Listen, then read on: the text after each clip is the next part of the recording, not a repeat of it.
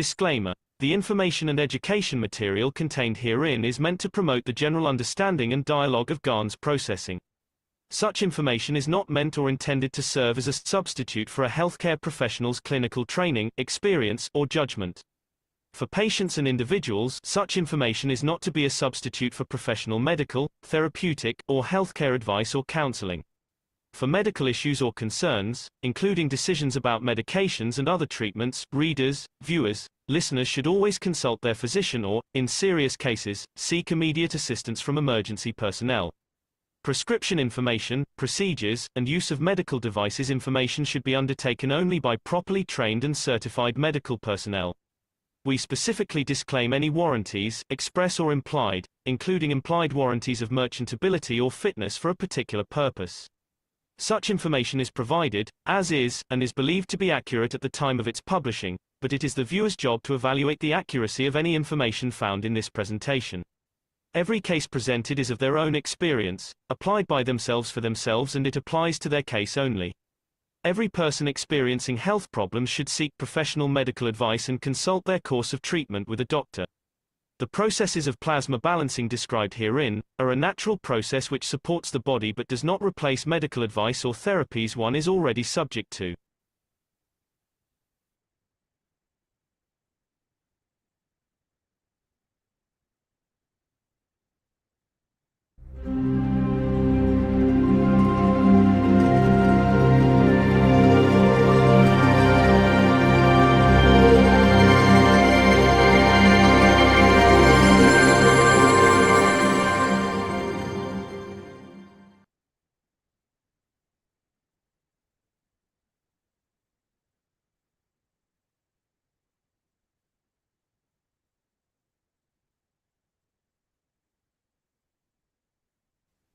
Hey, Ike has a question here. He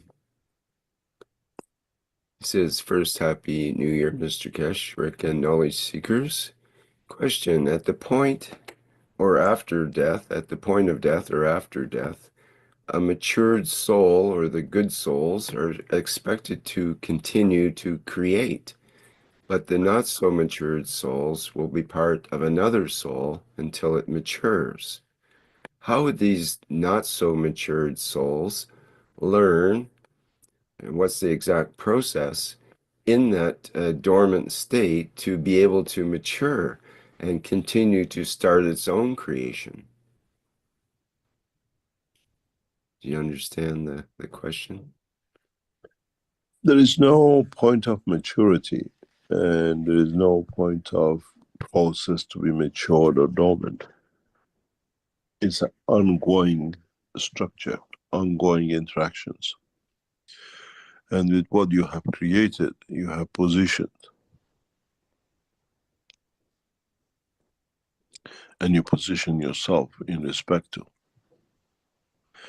And there is no dormant condition that you wait there till it comes. You still interact, you still interaction of your field of your soul with its environmental dimension is always there. It's just that how closer you come to understand the knowledge of the creator and the creation. That's the heaven and hell. Not burning a fire in and the rest of it. Knowledge of understanding the process of creation and your own created. And that's what you call heaven and hell. And then you understand where your position in respect to what you have gathered.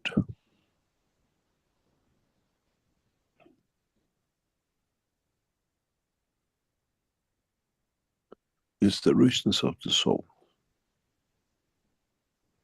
in the knowledge, not the richness of the soul in what you gather on your backpack.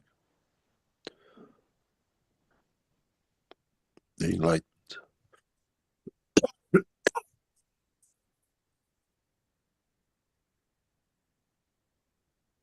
Any other question?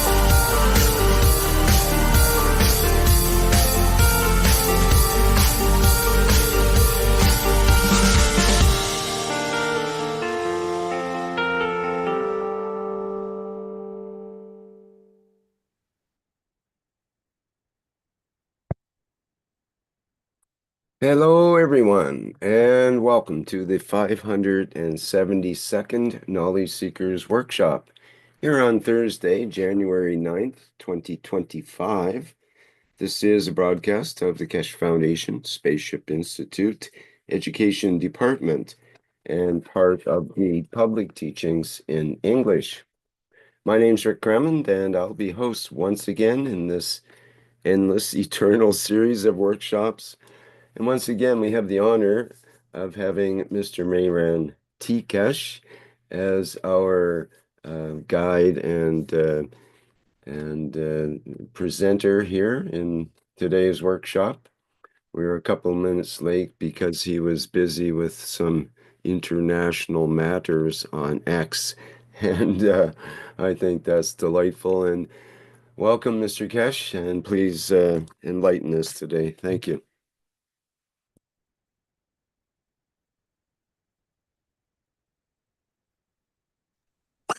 Thank you very much. Good morning, good day to you, as usual. Wherever and whenever you listen to this series of Knowledge Seekers program from Keshe Foundation and Spaceship Institute. As usual, we welcome you back, and as usual, we try to share some more knowledge. As Rick mentioned, a couple of minutes late, as President Trump has asked for any advice, and was a piece of advice given, and we were busy with that one, and sorry about the delay, a few minutes. As you know, we are working hard in all directions with different governments, with different structures, trying to bring the technology in exchange for peace. As some of you must have read the article, which has been published past few minutes, I have again emphasized to the American president, we know they read, and we know they are, especially the Iranian and the Chinese and the Americans are online today, that it's no use talking about peace, trying to saying by the 20th of January, they want to see the end of all wars and whoever starts the wars and the rest of it. But we saw what happened to his mistakes with his first term, where he says he stopped all the wars and there were no wars, but he didn't stop production of arms. And when he left the office, there was a stockpile of arms, and we saw what happened. Arms sold to Ukraine, found their way into Gaza, and then they started a war. And the same arms, 150, 180 billions of it, was used in Ukraine, estimated 2.5 million up to now dead, injured, and this, what you call it, vanished in that war. And then we see again selling off the arms by Biden's government on the same basis. So my advice was, and is, as if you read it, is instead of talking about stopping the war, find a job for your scientists that don't make any more tools of wars. And the only way is a new technology, then to replace, to use all these brains for and everything else. So it's not a matter of just bringing technology, it's bringing it or creating condition to create peace. And this is what is important. And all adds up together, how we see each other and how we, is the perception of man as what you call as a creature in the universe that it likes to kill, to destroy, to confirm. We do it on the national sides, we do it as a cities, and we do it as families, and we do it in public. In a way, fighting and destruction has become a habit of man. And then we find a reason to do it. And this is all, that's what we said, it needs to be changed in the DNA of the man. That the conflict and superiority and all that which feeds conflict and wars can come to a halt. Maybe the situation with Trump is a new beginning, but as we've seen, none of the world leaders do and act as what they say. Chinese claiming to be wanting superiority to create a peace, but in fact, we see the opposite. The armies are, what you call it, armed to the tooth, and the latest weapon technologies just to show we are more powerful. The games has gone bigger, and if this gets to space, then it creates more mayhem. So we have to change the philosophy of man's peace on this planet, then we can go to space. And 2025 is a point for its start. Going back to the teaching, we are opening a door in technology and science that has to parallel in every shape or form to the science of space. We have to find technologies, we have to understand the technology on the same basis, on the same parallel level, that we start getting used to it on this planet before become passengers of space. And there are a number of things we have to cover. Communication, food, energy, transfer of energy, transportation, looking after the environment, and how we learn to consider others more important than us in every aspect, be it the human, be it the space we live in, be it the animals and the creatures of this planet or outside.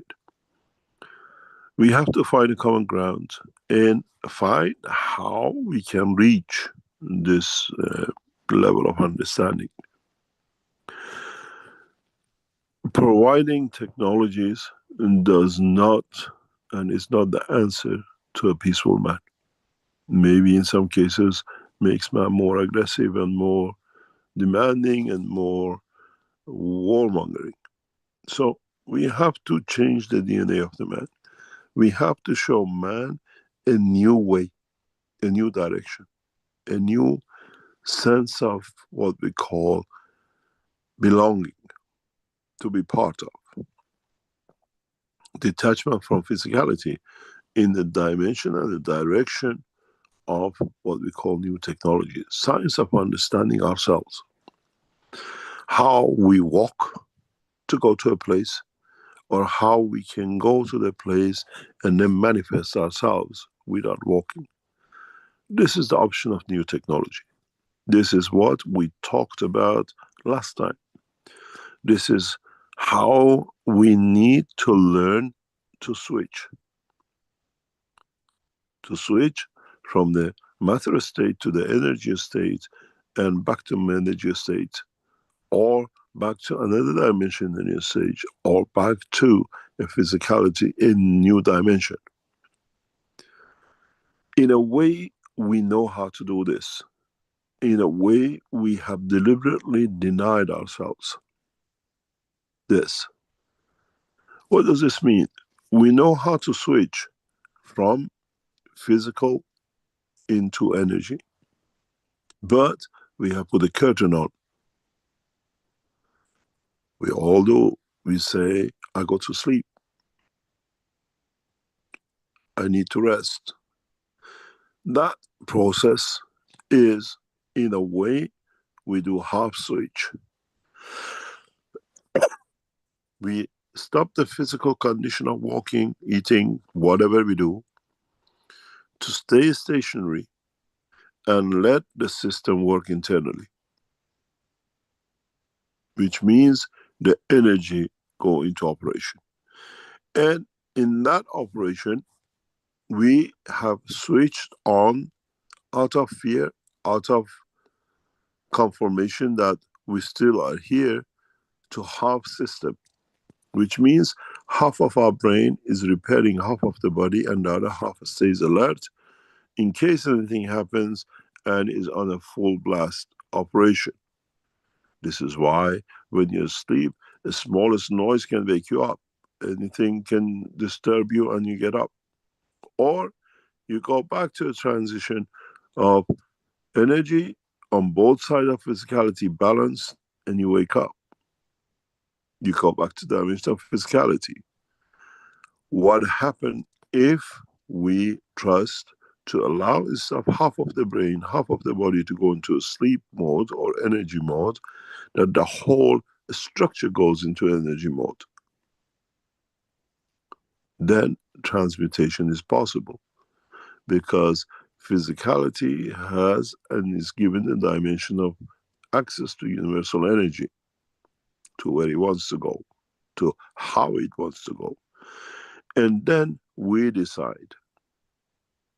In a way, in the sessions coming up in February, March, and April, we try to get you through this transition to be able to allow both sides of your brain to go into transmutation. It means to go to use energy. And then you decide to get your physicality moving. The technology is advanced enough that we can promote this part of the technology, which means allowing you to go on a full transmutation directly by yourself. Then you decide if you want to take the physicality with you, or you stay in control as a whole and not half a lead. Many of you have experienced this full transition, but you have a problem in trusting to let go of the dimension of physicality.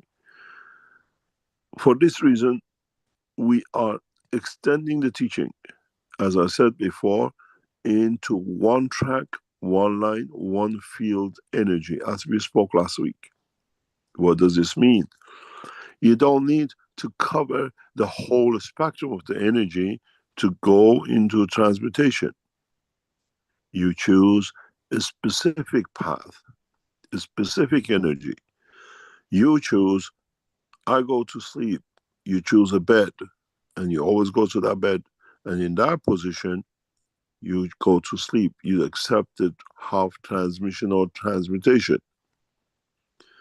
Now, we want to create an environment that you go into this environment and you can go through full transmutation, which means you go through full energy cycle, which means a specific.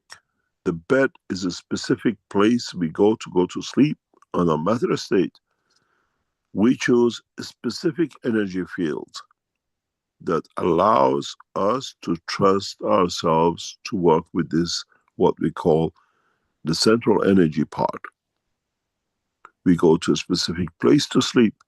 Now we choose a specific line of energy to transmute. It's like you always go to certain airport to take off. You go to certain energy level in your dimension of energy that you know it gives you access to transmute or to transfer. This is an art. And by the first session in February, we will show you how, we support you how, and we put you on that level that you can choose. Either way, you say, count the number of shifts till you go to sleep. Now you choose a bandwidth, you choose an energy level, which we support you with from outside in through system headphones to go to that point. Then you learn, this is the place I go to sleep. This is the energy level I need to transmute or need to go into the energy level, even having the physical body with me. This is part of the teaching of last week, which now we try to bring it in the dimension of physicality, dimension that you can actually add to. You need to be trained. When you were a child, mom told you 8 o'clock is a sleep time. And then when you grow up, you made it 12 o'clock to be the sleep time because you moved the time by your choice and you changed the position where you want to sleep. Now we do the same, but you go through the position of allowing your energy level to take full control of your what we call dimension of operation, and not keeping one half awake, which is the reason why man is attached to physicality and everything else goes with it. Because once you go into the level of the energy level, you can feed the physicality. You don't wake up hungry. You don't see a demand to feed with physicality, and then everything changes. The same comes with energy. It comes with everything else. It's very easy to do that, to be able to access the energy, because we think of food. What about our transmutation? What about what you had experienced in the last sessions, that you can go to where you want, but energy for that is different than the energy that the man needs in the physicality. This is why you come out of the system and you still feel hungry, or you want to eat something, you lose interest in eating, because the line of the energy conversion from carbon 14, or energy of the what we call universe, to man is not completed. You have created that filter knowingly, because unknowingly you're still using 80% of it. And that is where the game starts. And with a new communication system we are bringing out, and many of you are hopefully working with it, is that you decide how to and where to, at which level to go to transmute, to transfer energy.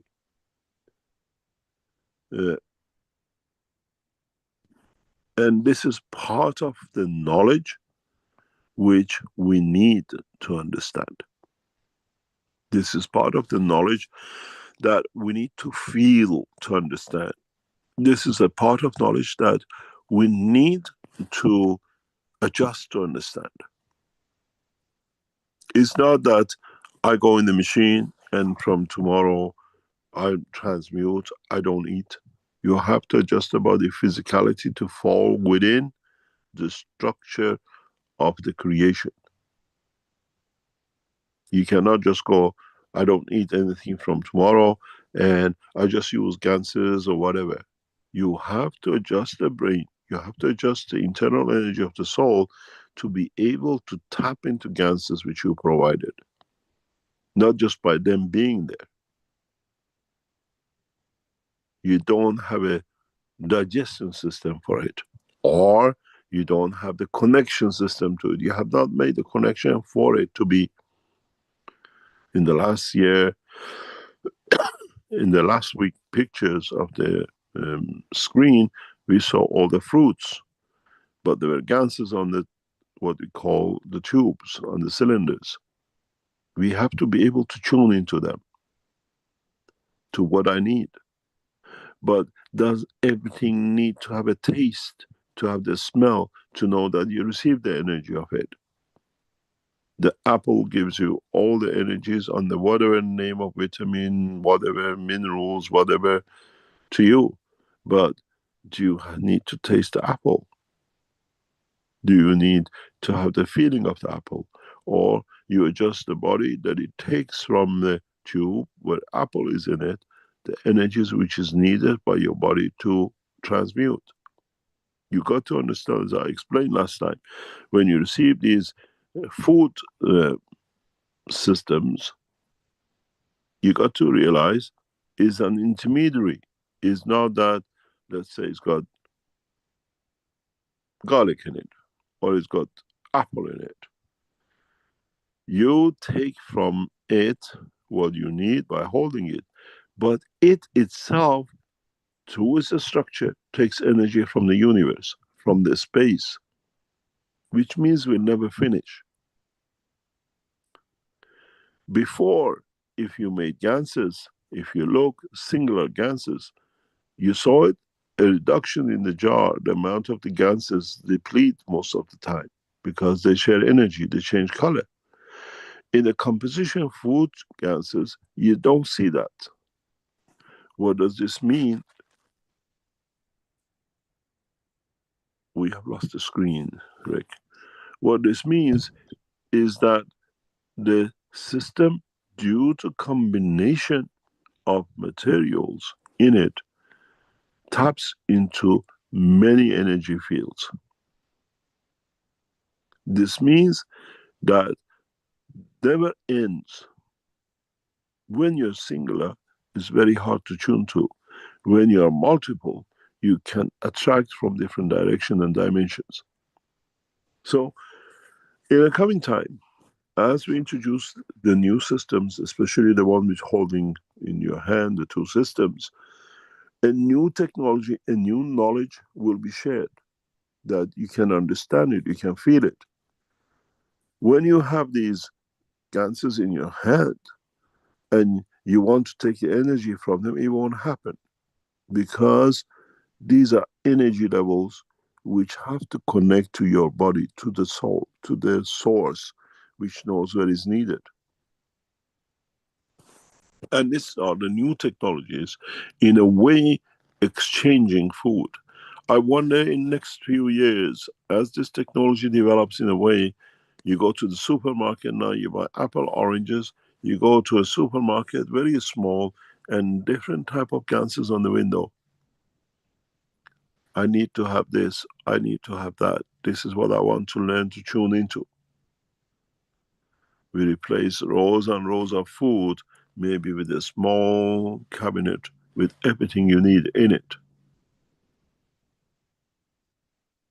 Would you walk beyond the cabinet to look for a meat, a piece of flesh, maybe a tomato, when you know I don't need to touch? The energy which I get from it is in this, what I can take from the cabinet.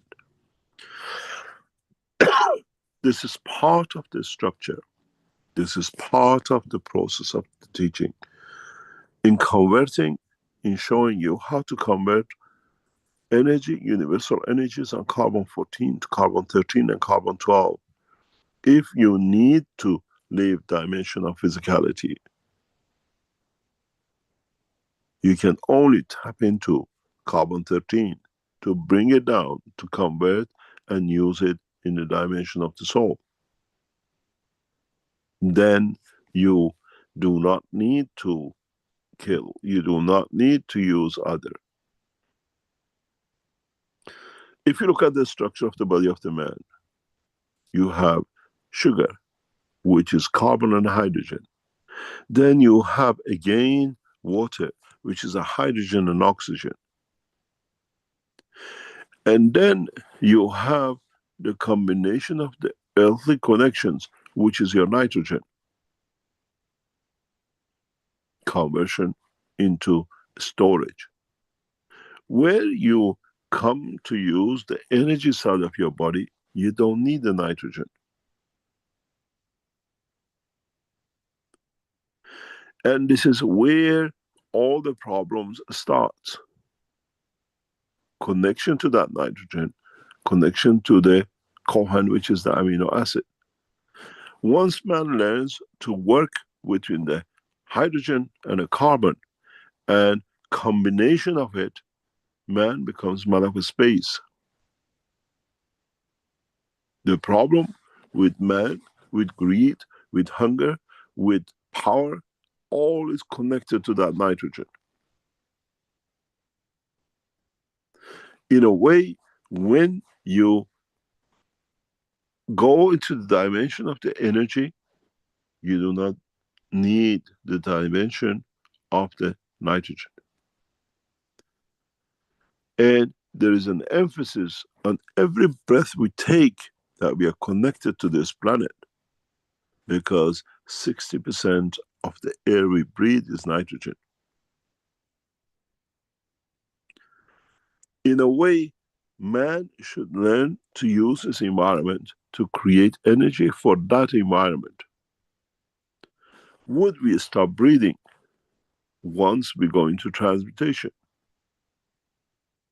Doesn't mean that we do not need to breathe. We bring the physicality in the fields of the universal energy of the soul of the man, and then we become detached from the dimension of this planet, which is a conversion of nitrogen. If you look at it, if you understand it, if you ever had time to think for 1 second, you would have realized by breathing, we are taking in amino acid, 65% nitrogen.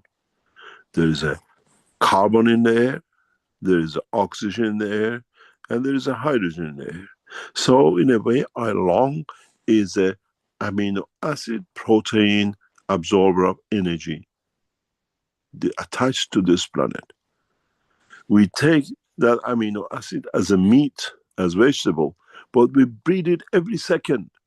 Every breath we take amino acid in. But we never been given the line of thinking, because now we don't take the animal, we don't take from a body, but we take from the body of this planet, from atmosphere of this planet. Just look at the structure of the air you breathe. It's another protein, but in a gaseous dimension, which we never think. This is where our attachment to physicality comes, to this planet, indoctrinated with every breath we take. Once we go in the dimension of energy, we separate that line of nitrogen, and then we learn to become man of space, because we rely on a hydrogen and a carbon.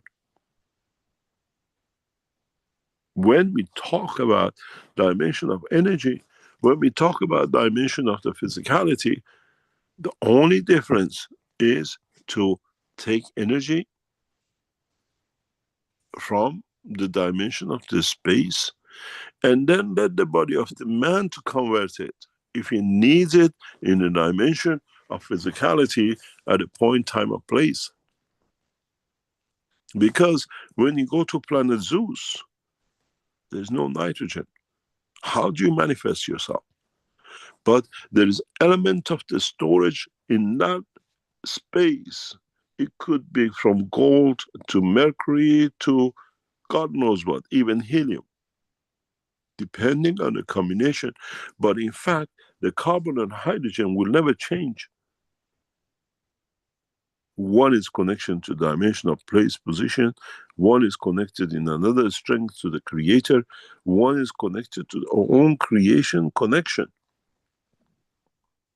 So wherever we see life in the universe, it has to have a combination of a hydrogen, which what we call the base, and the connection, what we call the carbon, line of communication to feed the base, to communicate with the base. And then in between,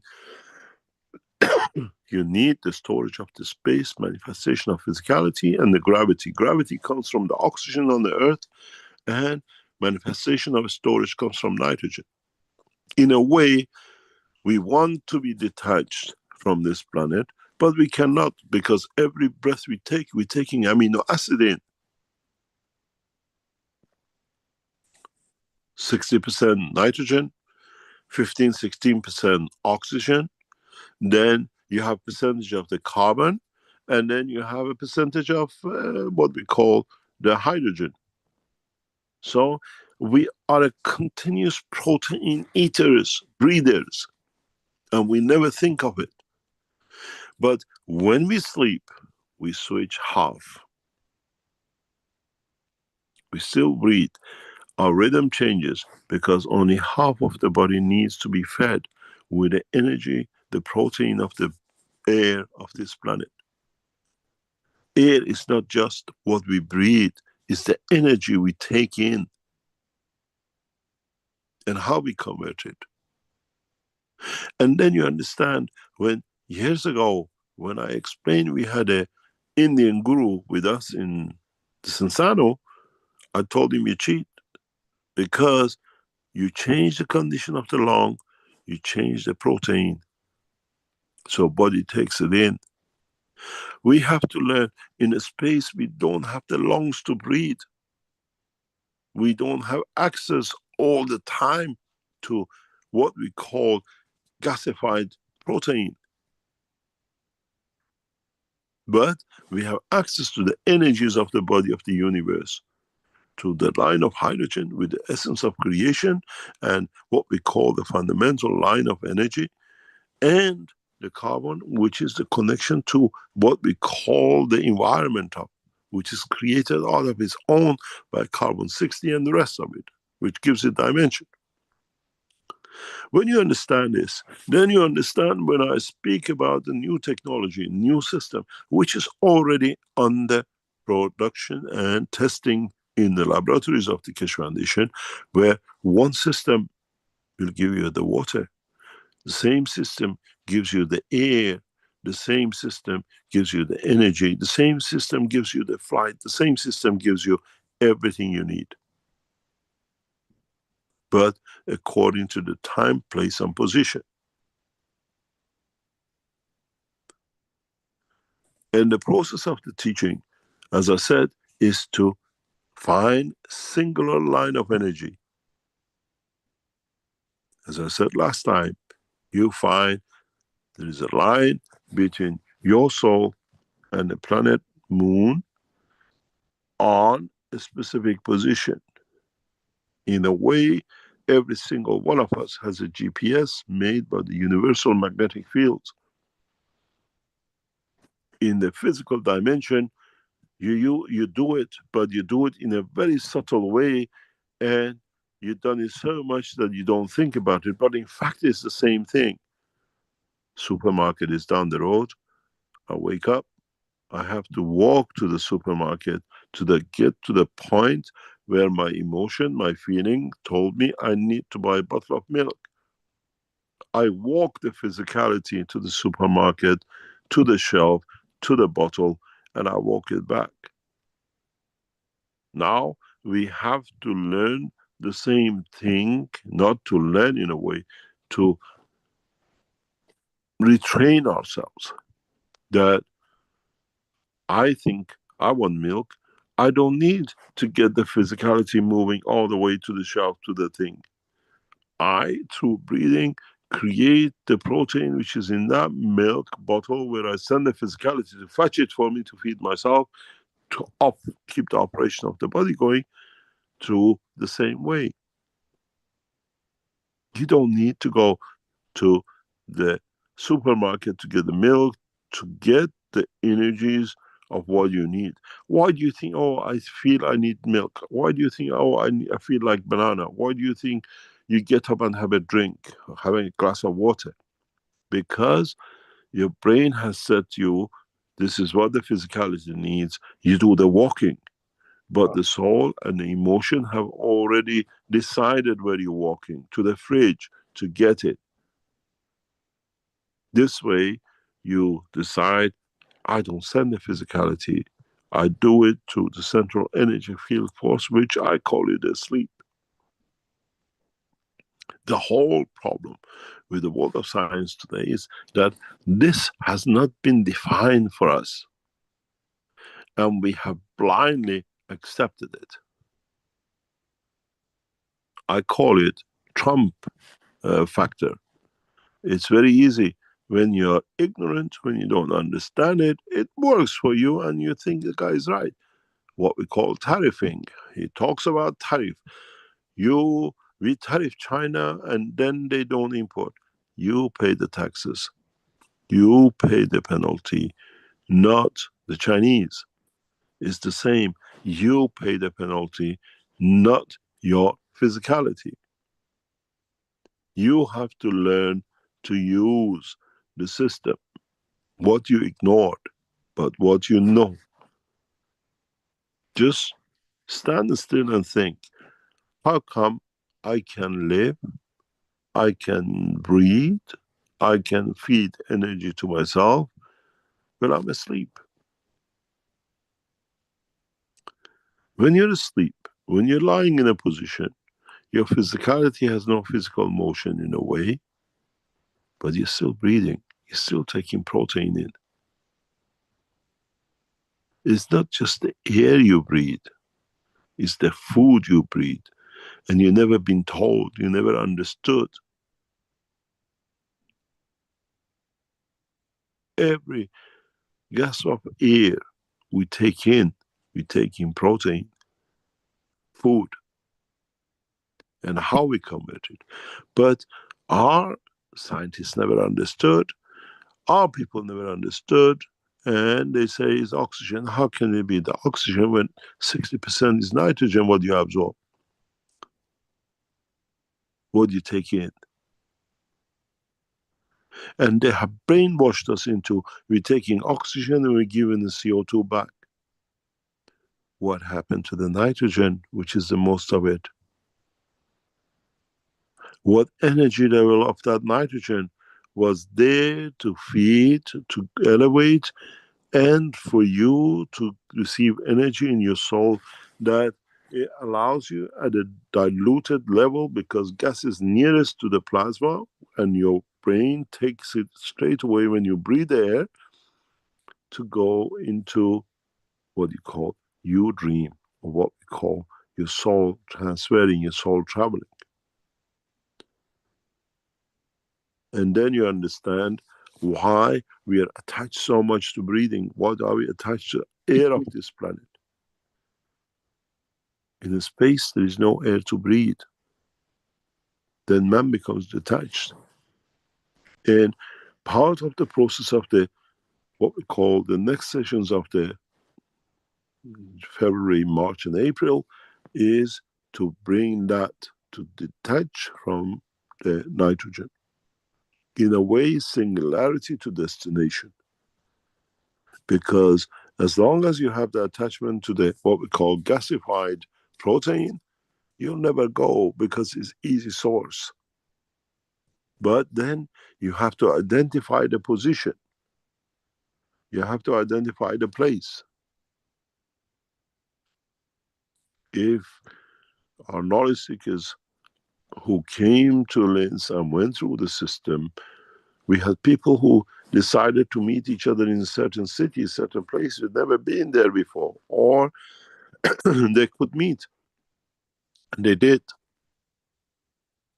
So we can decide the GPS, we can decide, but we have to detach from the protein side of the physicality of the body of the man on this planet.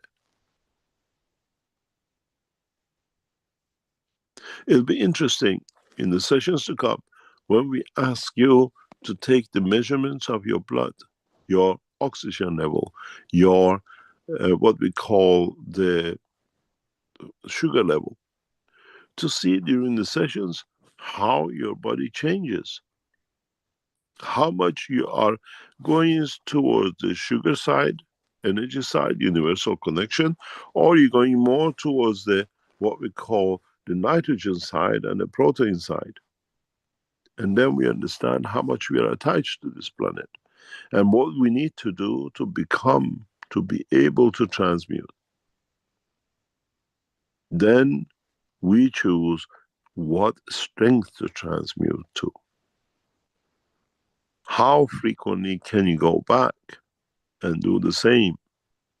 In some of the tests in Linz, we tried this. We knew people coming out of the machine, we send them back in the machine, they could go back to the same place, collecting the stones and seeing things and telling us what they see.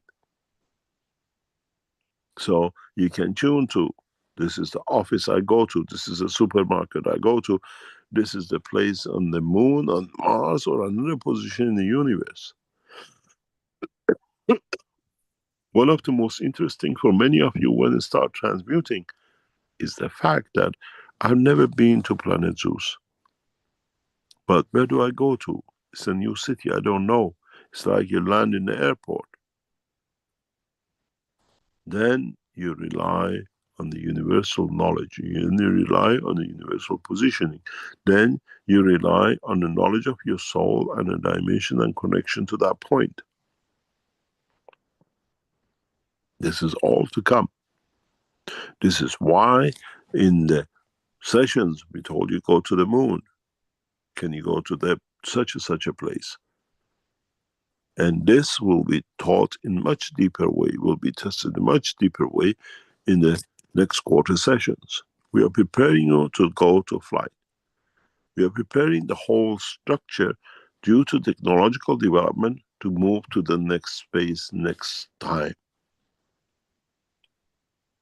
All we need to do to specify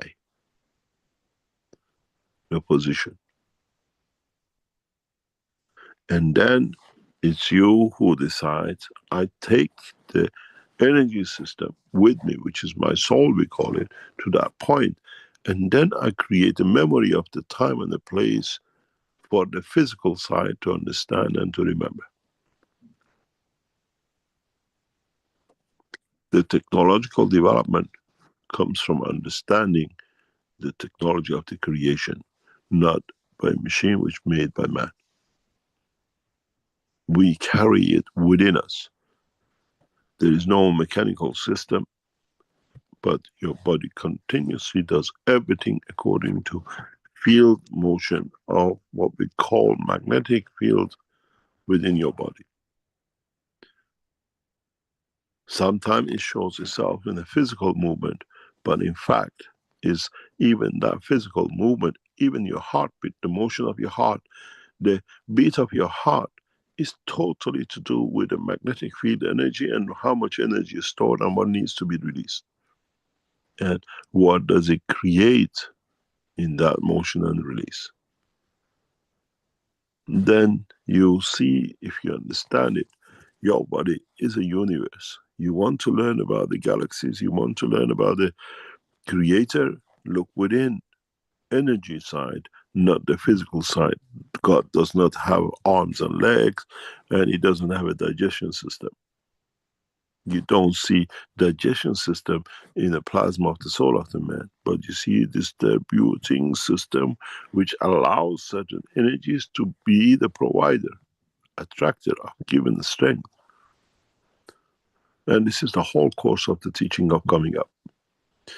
In 2025, you should be able to transmute. In 2025, you should be able to decide where to go. And as I said, you arrived there. So what? What's next? I arrived on planet Zeus. What's the language here? How do people interact? What's the culture? What's the scenery? Can I create myself a dimension of the vision without the eyes to feel the place, to be part of the place? This all needs learning. The way many of you in the past few months have learned more and more not to eat. Certain things you don't need, but you feel the energy. Now you're gaining confidence and you're ready for that next level to go and to do. Then you have the next step to understand, to accept. Do I stay on the line of physicality, or I go to the dimension of energy, or I tap into the energy of this planet through the gaseous plasma of the what we call the planet, but I travel in the dimension of energy. In a way, I leave something behind. This is one of the reasons when we die, we stop breathing. We stop attachment to the gaseous amino acid of this planet, because now the energy source can tap into the energy of the universe. With the knowledge man gains, you don't need to die physically to be able to do. Maybe if you understand in the future, you use that universal energy to purify the air you breathe. In a way, with it, change the emotion, because that creates the soul of physicality which touches your physicality, and you can repair the physicality. Maybe today we, as I said, open another door into the knowledge of understanding yourself.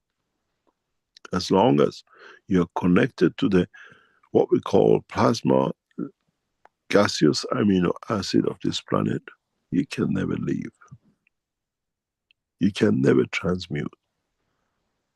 Unless you trust that I have access to universal energy which can feed my dimension of physicality as I need at the place, time of manifestation. On this planet, you have Mr. Cohen as part of your amino acid. On planet Zeus, sorry, there is no nitrogen level. So your dimension of physicality will not be the same. And then you have to learn to convert. As I said before, there is a fallacy that the man will travel with a space suit with a little cloth and can keep everything inside. Let the man really try and see if he works that way. If he wants to be the passenger of the universe and travel the depth of the universe.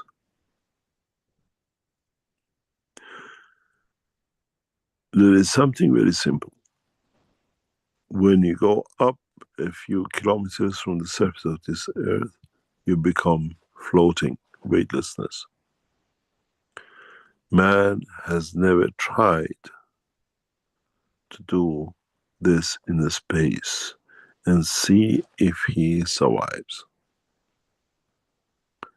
That does not need the connection to the amino acid of the planet, which what we call the oxygen which we create. It is interesting if the world of science one day decides to test the amount of amino acid which comes out of your breath in exhaling compared to what you take as amino acid while inhaling. In a way, when we use a solid, what we call protein, as a flesh of the animal or a fruit or whatever, in our excrement we see the same. Protein is ejected. The world of science, if measures the air we breathe as a protein and try to see what protein comes out, then we see, we understand what our soul has used for its elevation. If man understands this, then man finds the path to letting the physicality go and living by the dimension of the field energy of the universe, than the gaseous condition of the amino acid of the man on this planet.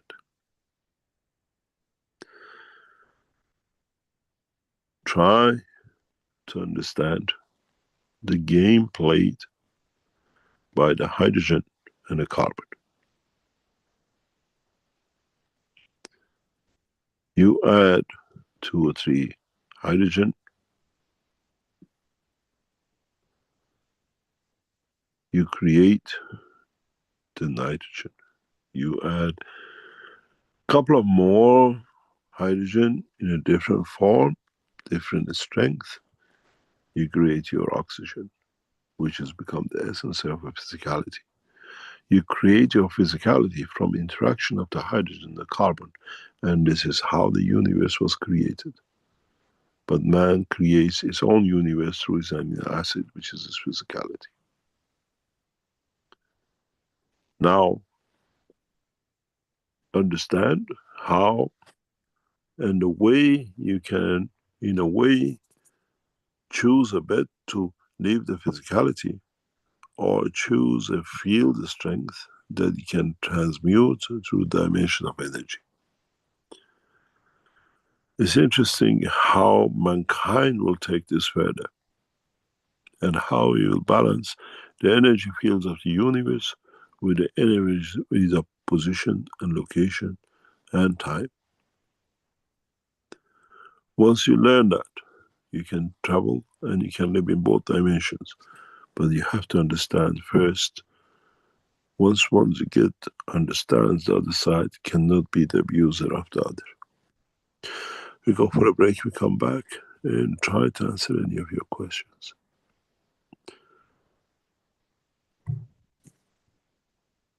Rick?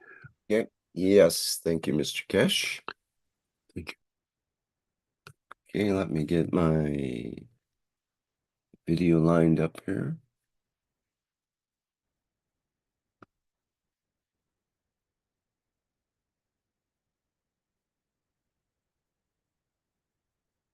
Okay, like Mr. Keshe said, we'll take a short break and be back where there will be an opportunity for questions and people can raise their virtual hands here in the Zoom chat and others can post in the various chats as well.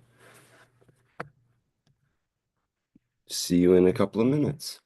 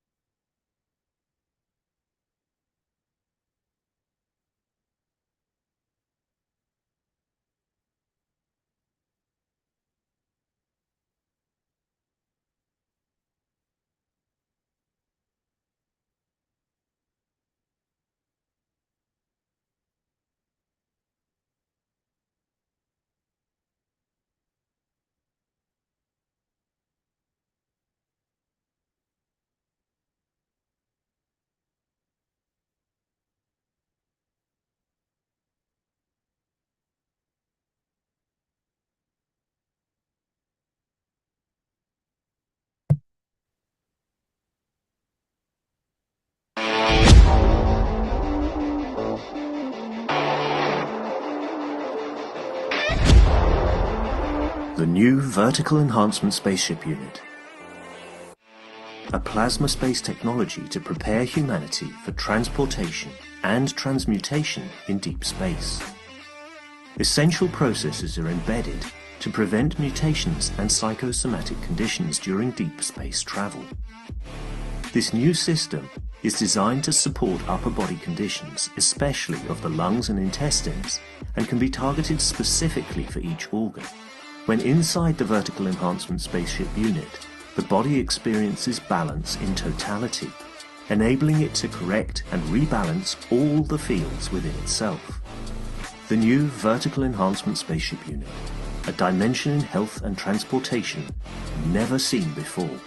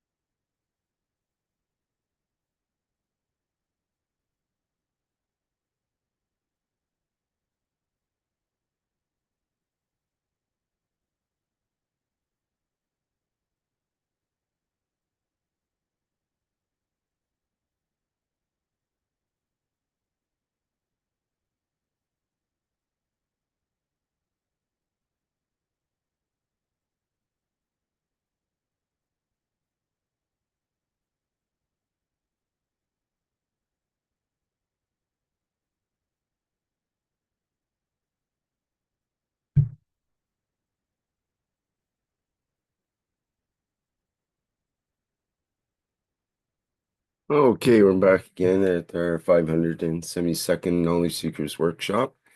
That last video was supposed to be without sound and probably could use some. The other one that didn't have sound was my error. Sorry about that. In any case, here we are back in the second half of the 572nd Knowledge Seekers Workshop here on Thursday, January 9th. And because it's the second half, we do have the opportunity to ask questions, as I mentioned earlier. So you can put your virtual hand up if you like. And before we get into our questions, we have Mr. Keshe will be probably mentioning a couple of things. And please go ahead, Mr. Keshe. Thank you very much. Yes, it's what we see on the, what you call, the screen is a very nice balance of what life is. How we learn to take from energies without actually holding on to, and how we can absorb energies from the universe and from where we are. Because in a way, if you look at it, the earth is a converter of the universal energy to what then the man can attach or take from. There's a very big question. In English, we say, did the chicken come first or the egg? The biggest question for man is, did the life of the man come first, which creates the condition of the atmosphere for it to exist in? Or did the condition of the atmosphere created the man? If you're a man of the universe, you will answer this totally in a different way as you were a man and in a physical dimension. Because to you will come that the chicken came first and from it came the egg or the man.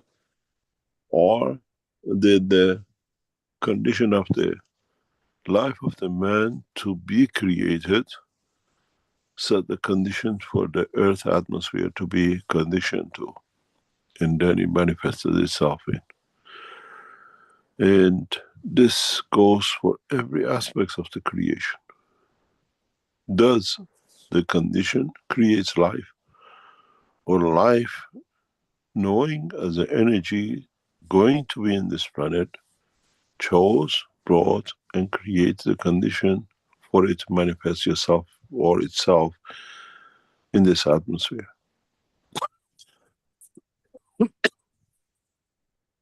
So we have a lot to learn, and it comes to the point, do I build a house which suits me, or was the house built for me to live in, for me to suit myself into it?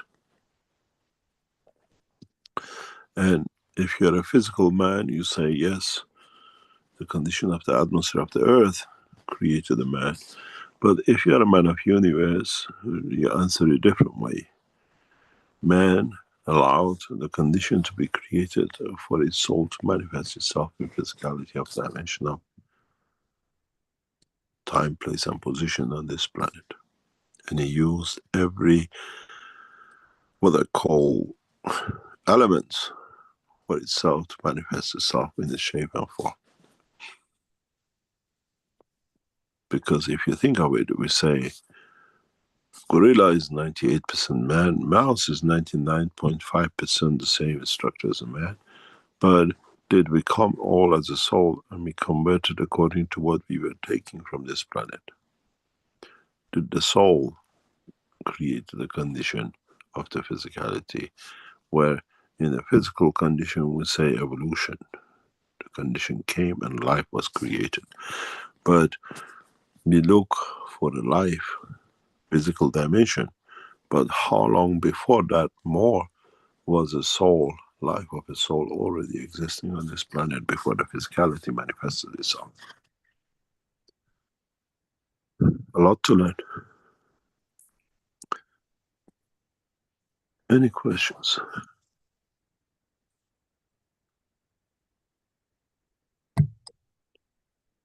Okay, thank you, Mr. Keshe. We have a couple of questions in the Q&A and in our chat here. So let's go. Okay, we have a hand up with Ed as well. And let's first deal with Antonio's question in the Q&A, who says, thank you, Mr. Keshe. My question is, we breathe in amino acid. Do we breathe in through our skin also? Of course we do. Of course. Of course we do.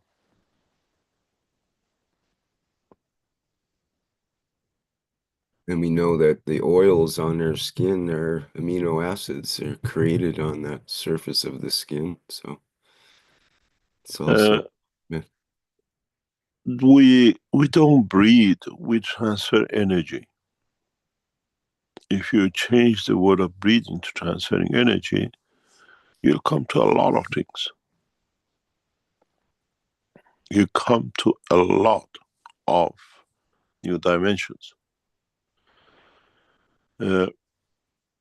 Breathing not in the essence of material taking, but transferring energy without taking material. Yes, we do. Always do. We call it aura when we see it. Aura is an energy transfer structure of the body of physicality of the man. And the body of the man physically is in the dimension of matter state, and that's in the energy state. And if you study the aura of the man in a sleep condition and in a wake condition, it's totally different. And it's got different, what we call pattern of fields. In the sleep time, we absorb different energies than in the daytime or in physical movement time. And this is one of the reasons man in old age dies. Or when you become bedridden, you die. Or you become weaker and weaker. Because you receive monoenergetic. You're not moving to take so much from mixture of the fields of this planet. This is why they tell you stay active, stay physical. That you continuously absorb energy, different energies, which feeds different the strength of the body of the man, be it the soul, be it the physicality. When you become idle, when you lock yourself in a room, when you have no interaction with the world outside, it's a different level of energy absorbed. This is why we see so much psychological problems with people who lock themselves up or stay home with the present time, a mobile phone, a television, and that's it. You do not get the energy, you just get the picture. Where outside, interacting, you bump into someone, you breathe somebody's air which you just breathed, you're in the same lift, you're in the same environment. The energy is different. We take different energy aspects of it. And when you stay locked up, when we see the psychological pattern, even especially we see this a lot with the war veterans, psychological path. In the past few days, there's been a very horrible video on the internet where two soldiers fight. It's just been, I don't know how it's been captured, how it's been recorded, where one soldier says to the other, you have already opened me up, let me die with integrity, and the other soldier gets up and walks away. It's in Ukraine, hand-to-hand fight. Why do we do this? They psychologically make the other country, which was part of you till 40 years ago, not enemy of you, because it fits, it suits somebody. They create a condition of information and energy. So we breathe it in, and then that breathing, this is what they call, you breathe hatred, because we take that energy which is in that atmosphere, that environment. You walk with shoes, and then you walk with socks, and then you walk barefoot. Do each one for a whole day, and record your emotion, record your wellness, record the way your blood circulation is. And then you understand how much man, by isolation of itself, it creates its own dimensions. You walk on a concrete floor, or you walk on a beach, or you walk on the ground, and then write your emotion. High-rise flats, all concrete and steel. Emotion dies, certain fields are not there. You take the same man, let him walk on the ground. not on the tarmac, not on the pavement. Feel the earth the way it is in that position and place. And then measure the emotion, measure the field energy. There is a what we call scientific data, many of them available, that it shows people who walk barefoot on the ground don't have many diseases, because the instant your body touches the earth, the energy, the magnetic field in mixture with the blood will solve a lot of problems which a man in a suit and a shirt and a socks and his shoes has. We inbreed energies which then creates problems.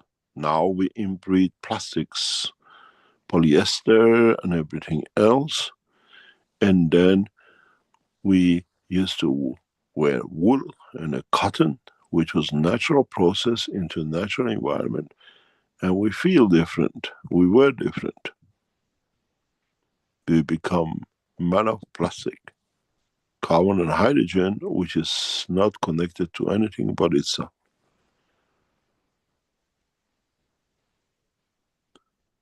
You wear wool clothing and you wear synthetic clothing, and then you see how you feel. Be aware of it, and then you see.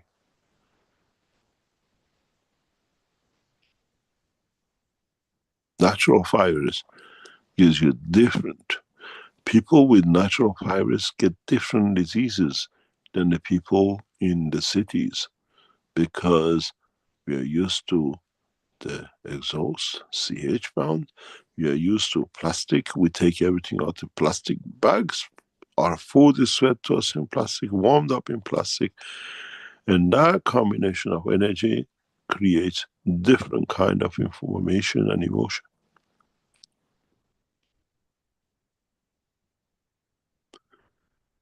Consider how would you feel when you connect only to the energy of hydrogen and carbon, but in the dimension of your need in space.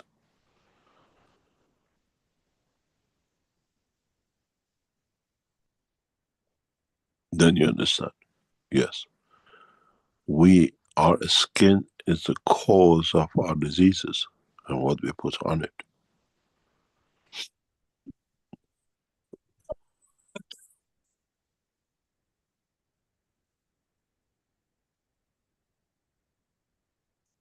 We breathe in problems with a new structure, and our body has not gone through the evolution to use it, to be able to live with it.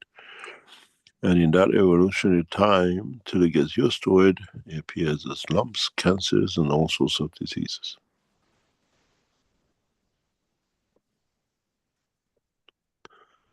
Any other question? Okay, well, let's go to Ed now. Go ahead, Ed, please. Okay. Good morning, Mr. Keshe. I feel like I'm diverging a little bit from the topic of this workshop, but I wanted to ask a question that I've had for a long time about inertia. Would that be okay? Yeah. Says, say, you've given us many helpful analogies to help us understand inertia. And for me, key among those are your explanation of inertia as a blueprint. Also key for me is how you explain that the plasma is a spectrum of energies, and depending on which one interacts at its boundary with another energy of another plasma creates a wave or inertia. But the use of the term inertia has always been confusing to me. In our use, in our language of the term, inertia is defined as a property of matter by which it continues in its existing state of rest or uniform motion in a straight line, unless that state is changed by an external force. Does this explanation of inertia relate to the understanding of inertia in plasma science? And if so, how?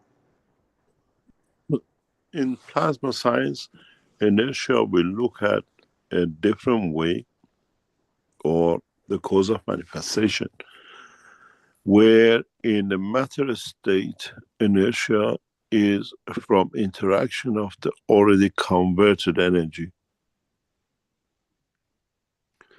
Each environment has a conversion rate, has a conversion energy.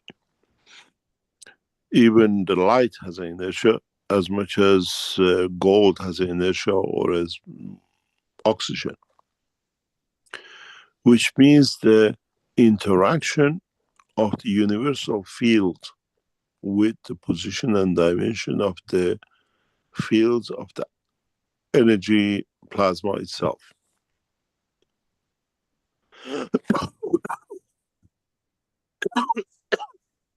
What this means is every conversion has external and internal. External being outside, internal being the environment. We call it inertia in the world of chemistry a salt. In the world of plasma, we call it gravity. In a world of the structure of conversion from the universal energy to a local energy, we call it inertia. We have chosen, as I always said, many words for the same thing to be able to befit that we can understand the knowledge. But in fact, they're all the same. You get a metal with non-metal, you call it the salt. You create the dynamism of the salt, and then you go to the next step of it. It's very interesting.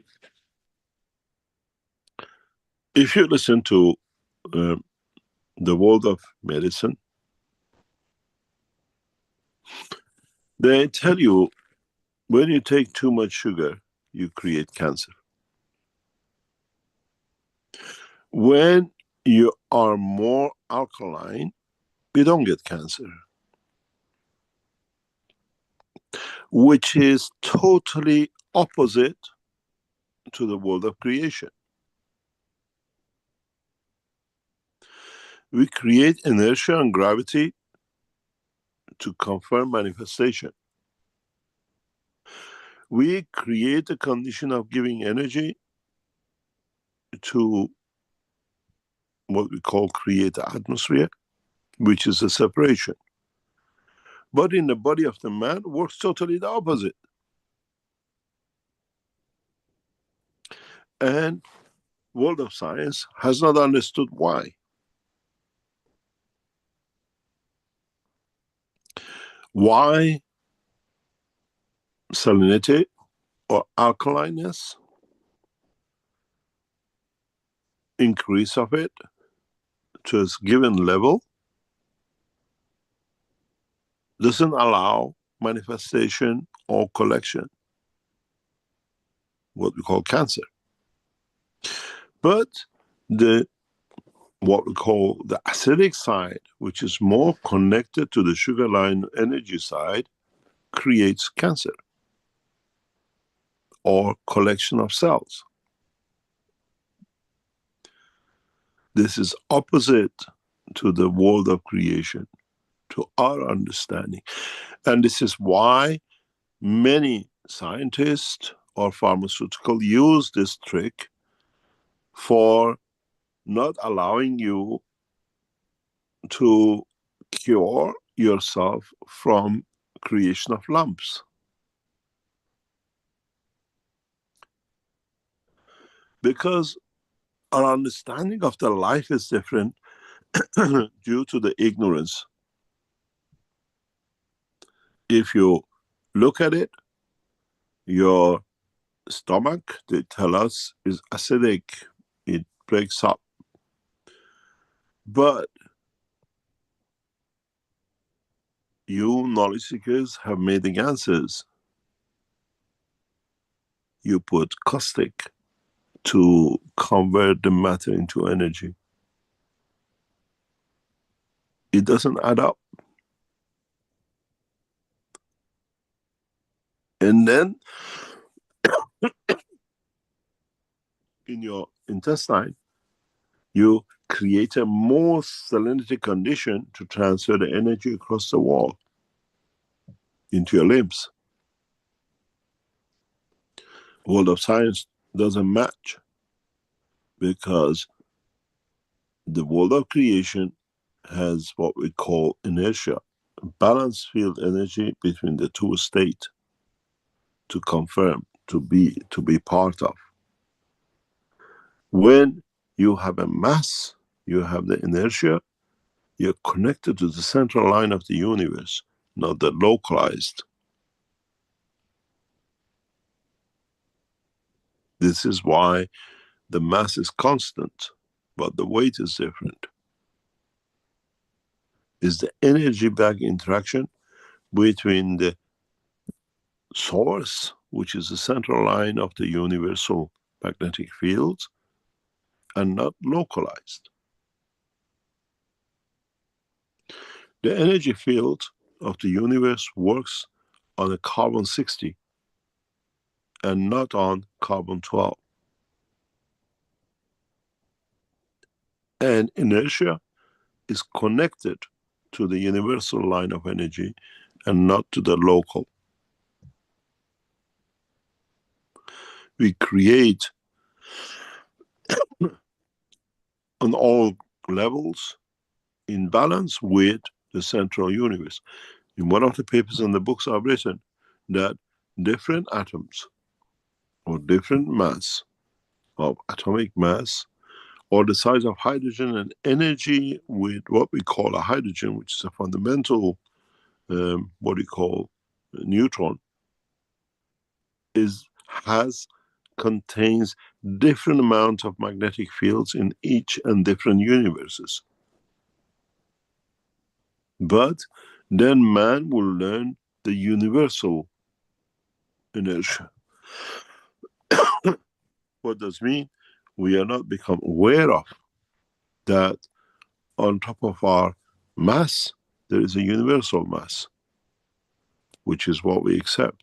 But there's a unicos mass, which we have not become aware of. Which means the masses in that strength are the same in all the universes, where the mass in this universe is the same across this universe. Due to inertia, combination, as I said, the salt, the alkaliness comes from a metal and a non-metal. Inertia in itself, magnetic gravitational field, comes from the universal field and environmental fields, where the universal fields plays the game of the control, what we call mass.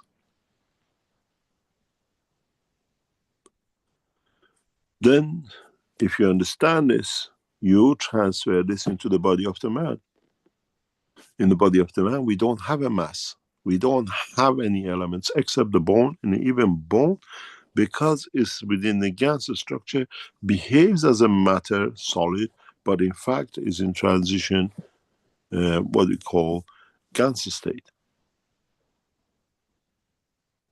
When you build a block from calcium or chalk, that cell, it doesn't change.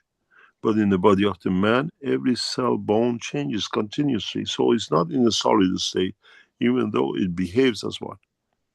So it's run by the universal mass field energy, what we call the alkalineness of the universe. Its own universe, which is the body of the man. But every cell still obeys by the inertia of this planet, and then obeys by the inertia of the universe. And then the unicos, which we have not understood those parts yet.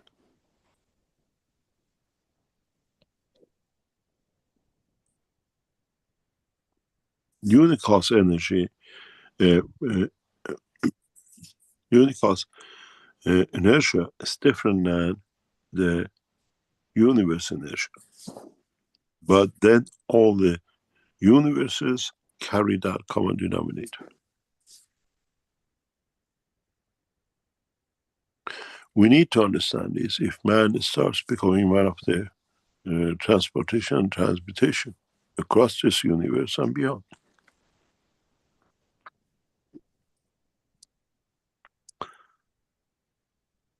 Any other question? Okay, thank you. I had one other question formulated about inertia again. I'll just ask it.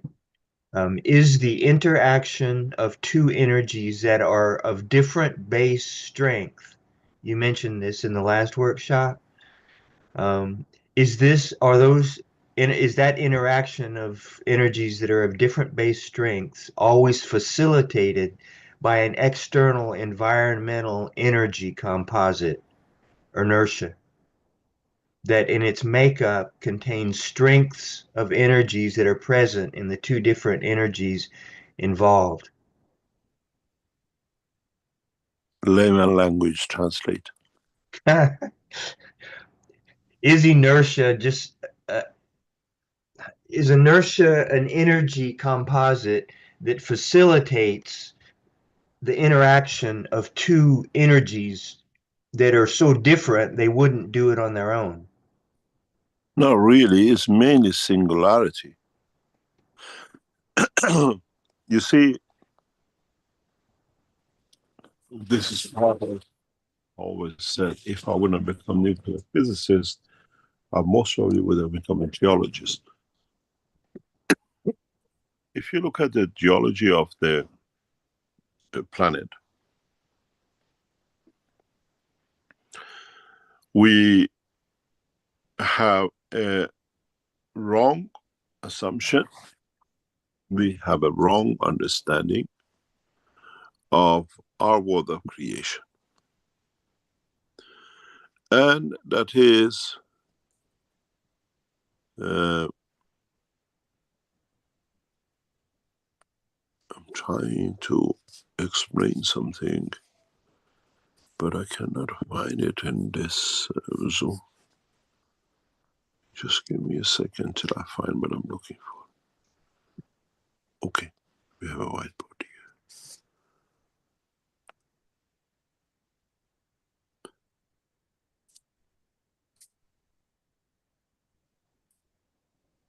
If we look at our dimension of work, if we look at the surface of this planet, we have an environment above us, what we call the atmosphere. Inertia, in principle, is created in this environment for the matter state. Inertia for the gaseous is decided in this state. Somewhere between the gaseous and the solid state inertia, we have the oceans. Or we have the liquid, the world of what we call liquid. Let me choose another one.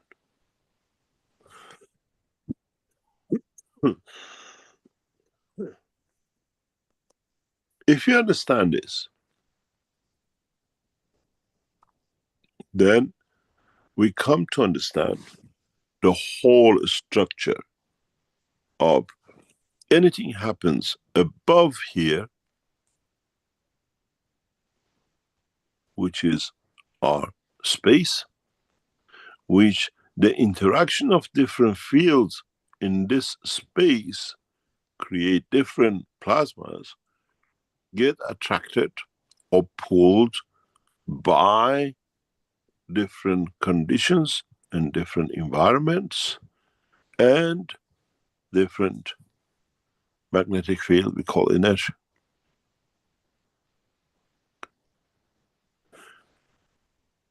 This is one of the reasons the Earth's surface expands continuously.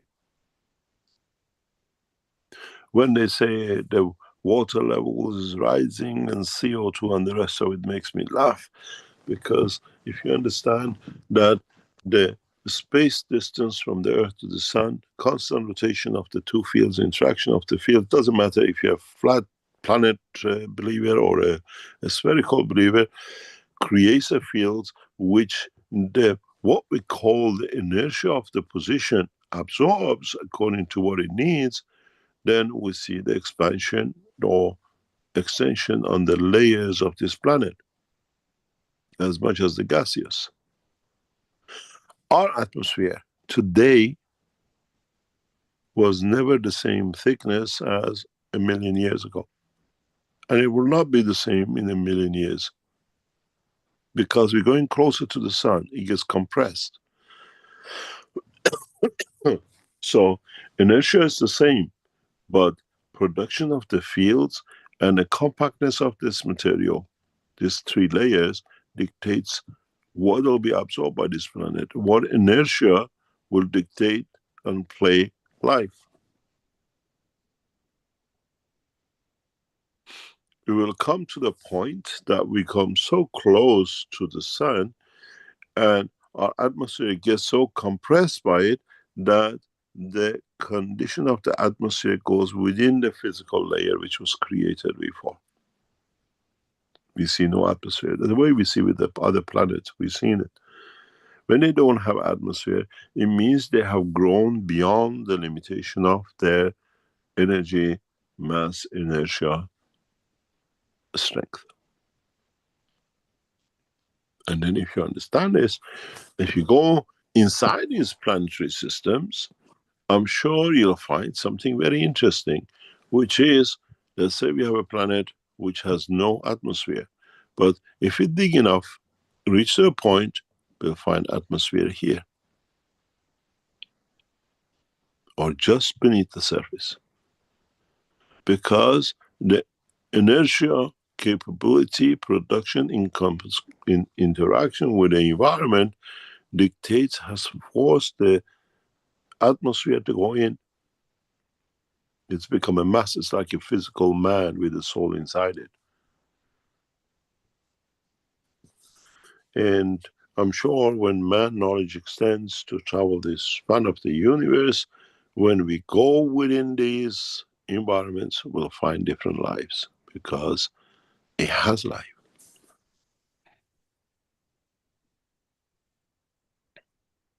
And then the inertia is still the same. You still find the carbon, you still find the calcium and the rest of it. But this condition of atmosphere, environment, has a dictation of what fields in interaction with the central gravity can absorb from the upper atmosphere into any of the three levels.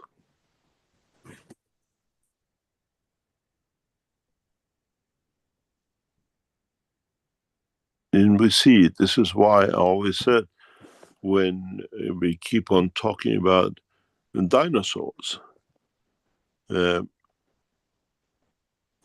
from what we call the past, the reason we could support, or the planet could support, dinosaurs was because this atmosphere, the pressure on it millions of years ago, was different than today. Today, atmospheric pressure, or the field of the planet going towards the sun, has reduced to this level. So it cannot support tall, big animals. It can support smaller animals. And as we go forward towards the center of the planet, or star, or to our sun, this will be this size. So we'll see elephants which are this high, not elephants which are this high. Condition of the environment does. We have an island in Indonesia where, if I'm correct, it's Indonesia, where men move to this island and everything's small. even the elephants they took with them have shrunk in size because the atmospheric condition in this island has forced the condition.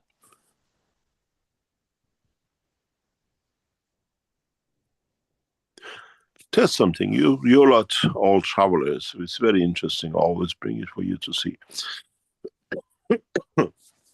You travel to China. You travel to Malta. You travel to England. You travel to America. One thing which will give you the indication of the structure of the emotion and physicality of the man, just walk into their toilets, walk in their kitchens. A small island, small culture, not very tall people. You'll see, compared to the American toilets, you say you go to the baby toilet when you go to Malta.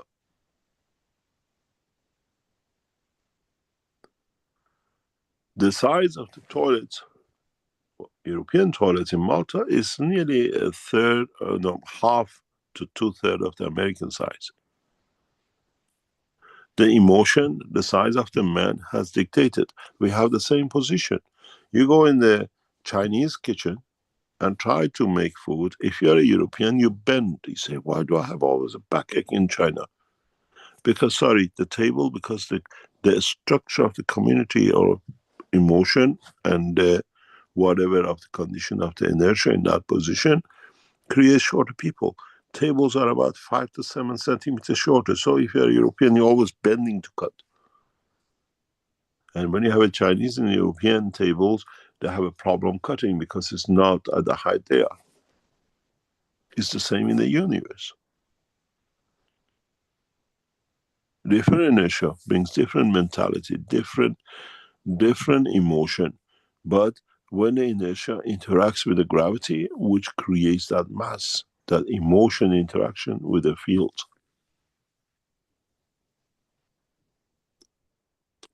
It's very interesting. It's just simple observation of the structure of the man gives you what man will see in the space.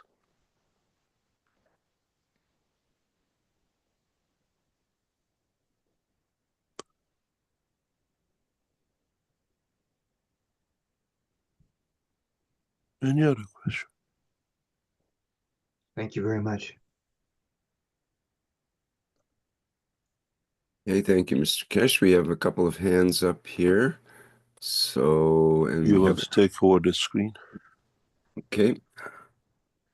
And we have a number of hands up in the Q&A as well. Let me just get this repositioned.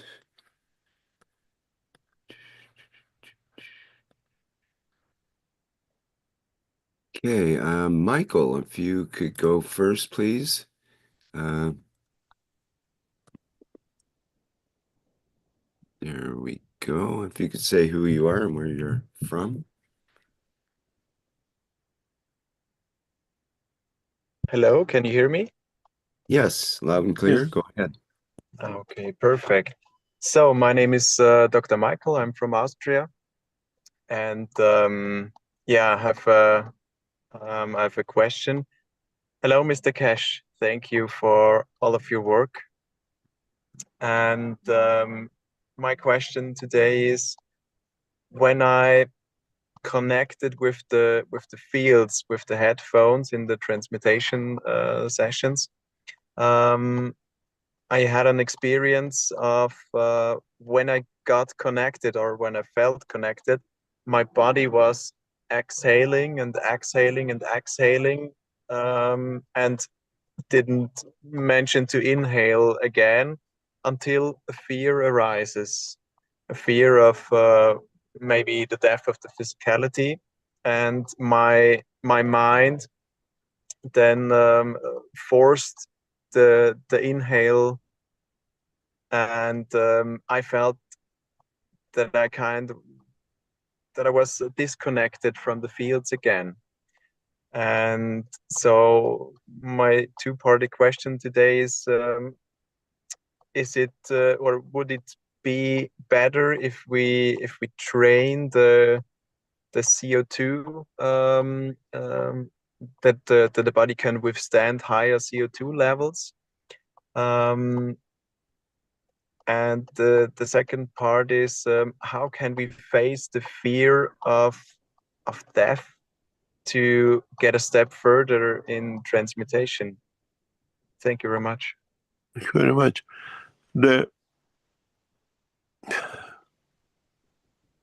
We find in the time of death, we always breathe out because we have nothing to take. There's no reason to take any more energy in, because it's the expansion of the freedom, what we call release of energies. You're not the only one who feels this, and that has been the pattern for many knowledge seekers who went through this transition. And interesting enough, when we see a lot of you go through this phase, the whole lot of you suddenly connection to the soul panic. And I tell you how this manifests itself. It's a very interesting. At the beginning, we couldn't understand monitoring how we get to this. And how do we get these phases? And suddenly, I have to explain to you, I have to show it to you to understand.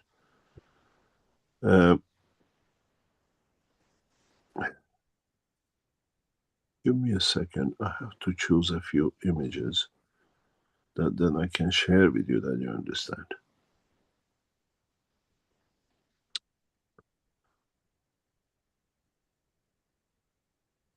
These images comes on the live sessions with you a lot. And in the beginning, we couldn't understand this. And then we start analyzing data. And it's fascinating how you exactly what you said happens to all of you in one go. You're all on the state. We see massive act, and then suddenly one of you panics, or collectively you lot panic, exactly as you said, and the system shut down. Okay, let me connect into another channel, then I can explain to you and you understand, which is very normal. This is when we see man attachment.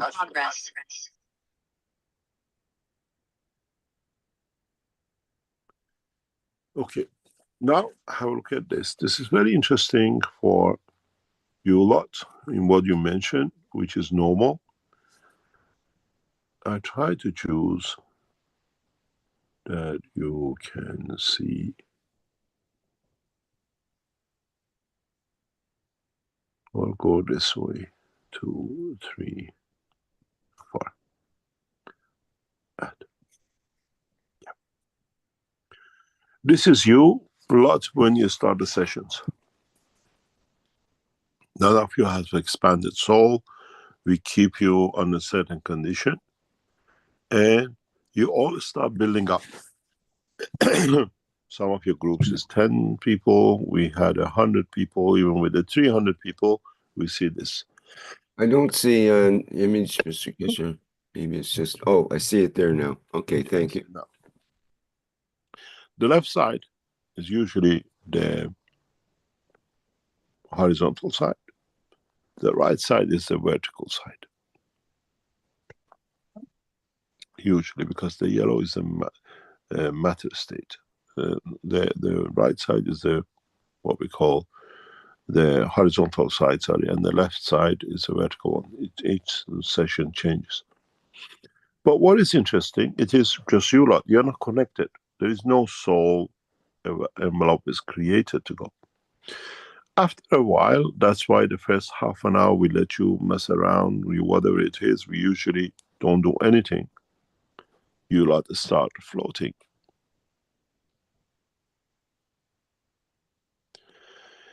And then maybe we change some parameters, or without us changing parameters, a lot of you go through this phase, soul takes over, and you all panic. Somehow you all panic. And what we get is this. You all shut down. We go back to before. Originally, we couldn't understand why you do this. But in a simple way, as you explained, you all panic. You go back to physicality. We leave it for a while, or we change a parameter, we get you going back like this.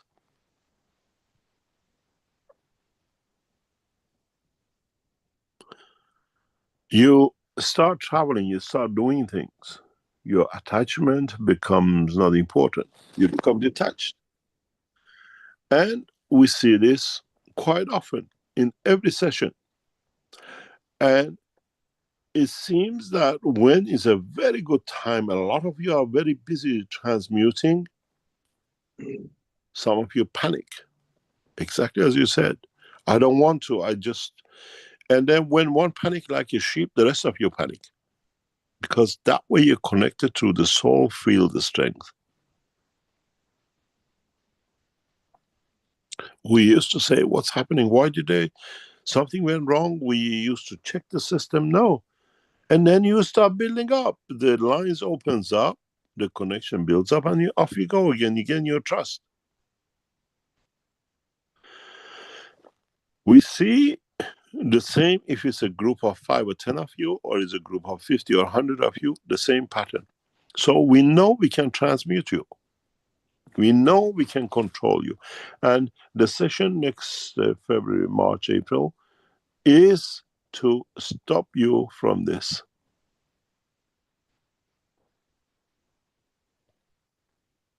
In a way, there is no leadership, there is no direction.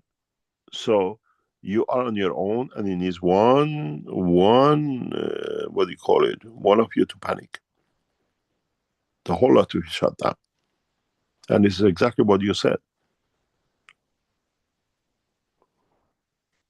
You feel it physically, we see it on digital form.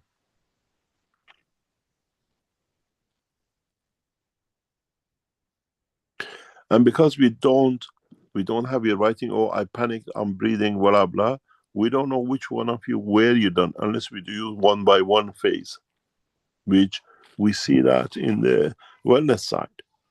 In wellness side, when there's a single person to the system, when we monitor, we can say what's happening.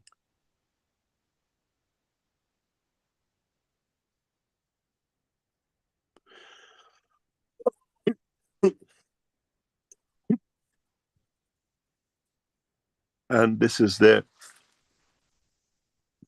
reason for it.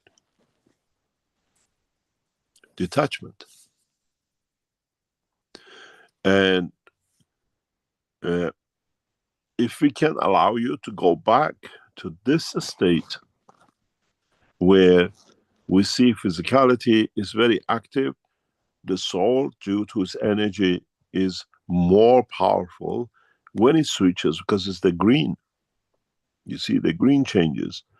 Then we see you change. And this is the lack of confidence or attachment, that you start with this, the session, you go through this, and then suddenly one of you panics. We get this, and then you go back again.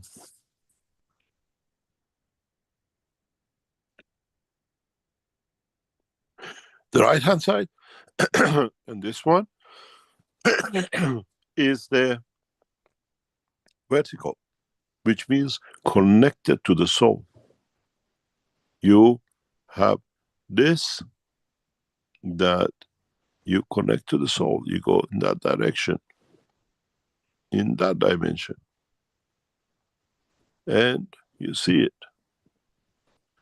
And you see the yellow, which is the dimension of physicality.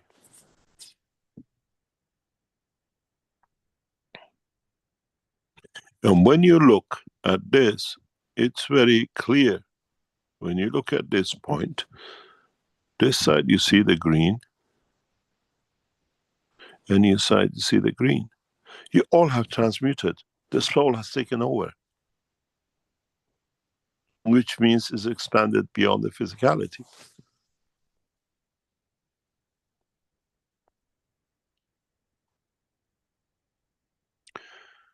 And you panic and you force the what we call the new condition.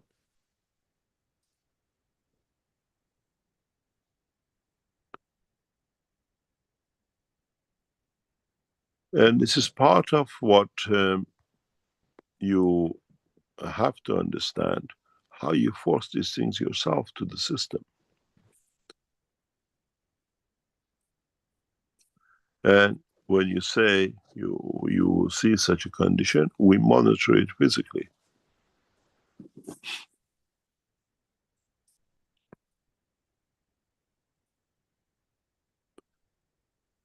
You have to gain confidence in what I go through. When I exhale, I go beyond my body limit. I still have control in my physicality. And then you can transmute. I love the sessions I used to with John, bless his soul. He could explain to us in detail these conditions. He could explain in totality how he felt, how he was breathing, how he was feeling. He was off the ground many times, says, I have no attachment, I see myself, no connection.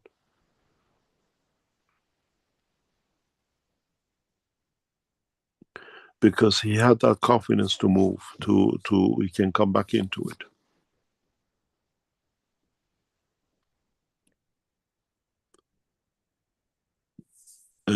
When you don't panic, you see the physical movement. And you can carry, it doesn't matter, you cannot breathe. It's what I called in the talk, this is the insomnia of soul. When you have an insomnia of physicality,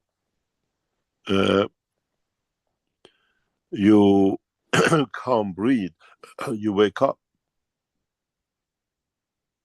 In the dimension of the energy side, when you don't allow the connection to be made, you get the insomnia of, as you said, you choke, you come back. You try to inhale, you come back to the same, because physicality has taught us that way we can get back. And in insomnia of soul is the way is needed for you when you arrive in the point of place and dimension and direction where insomnia of the physicality is still in the same bed.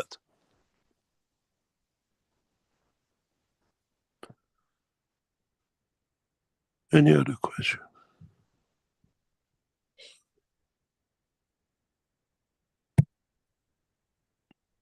Okay, thank you, Mr. Keshe. You see, maybe we'll take another question from the Q&A before we get to Azar. Do you want to take over the screen? Okay.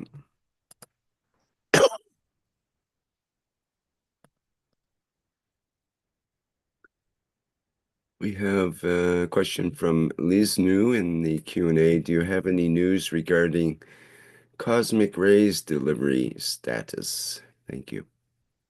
Pardon? The cosmic rays material delivery status. Everything we should receive. I actually chose a product for the sacks. You get it in about a week ago. It's got into manufacturing, and all the materials should start delivering out by the end of the month, because the first batch from Ukraine has arrived. We received the first boxes. The thing goes into a sack, and then there is a glass and a resin part which just arrived over the holidays, which hopefully by then, it's not a material, it's actually the packaging which is holding it back. And some of you have asked already to use some of your materials in the headphones, twin sets you ordered to be used. So it all, by end of this month, beginning of February, you start seeing it. Everything we have in order. It's just choosing it to feel right. The the box gives you the feeling of the carbon-14 universal structure.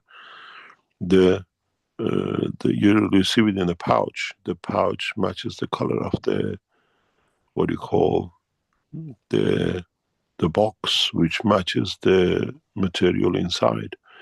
And it gives you the same emotional feeling when you hold it, or it gets in transfer with the body.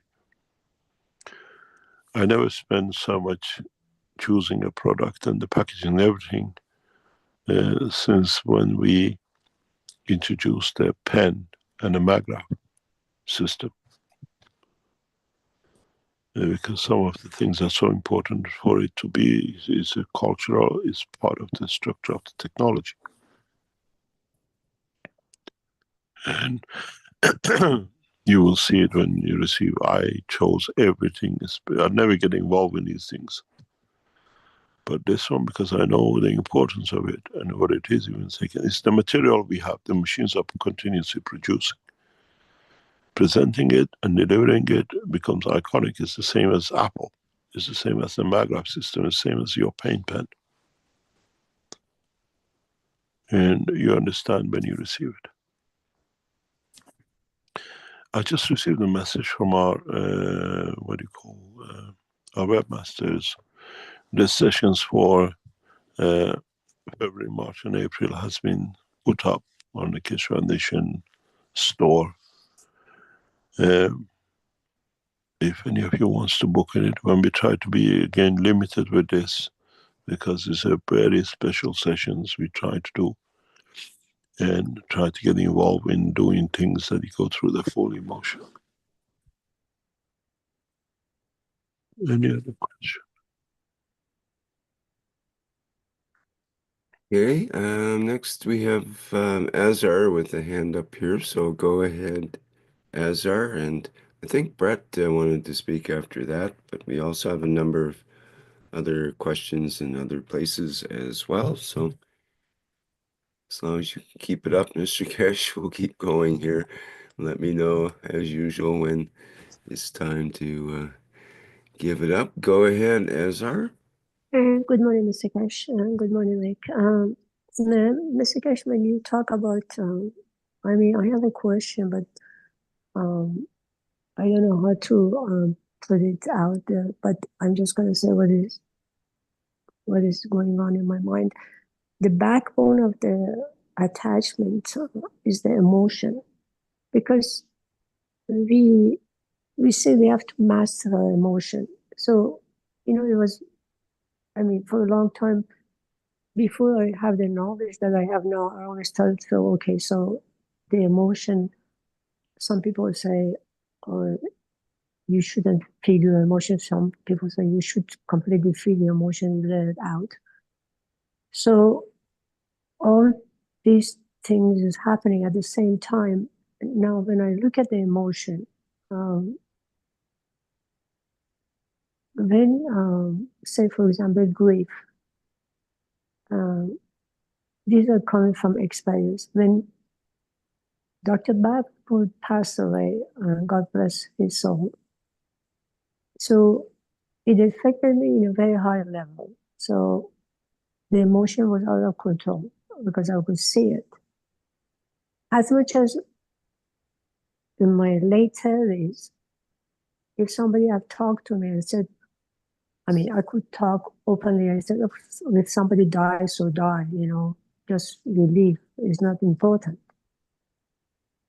And I remember I took my daughter on a highway teaching a driving lesson, and she started panicking. She said, oh, we're going to die. I said, okay, so it's two things going to happen. Either you're going to drive or you're going to die, both of us. No problem, just keep going.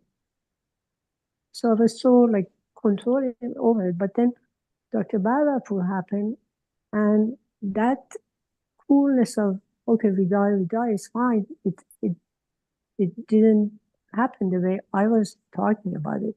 Talking is one thing, and then going to process somebody you know is different. Now, not John died.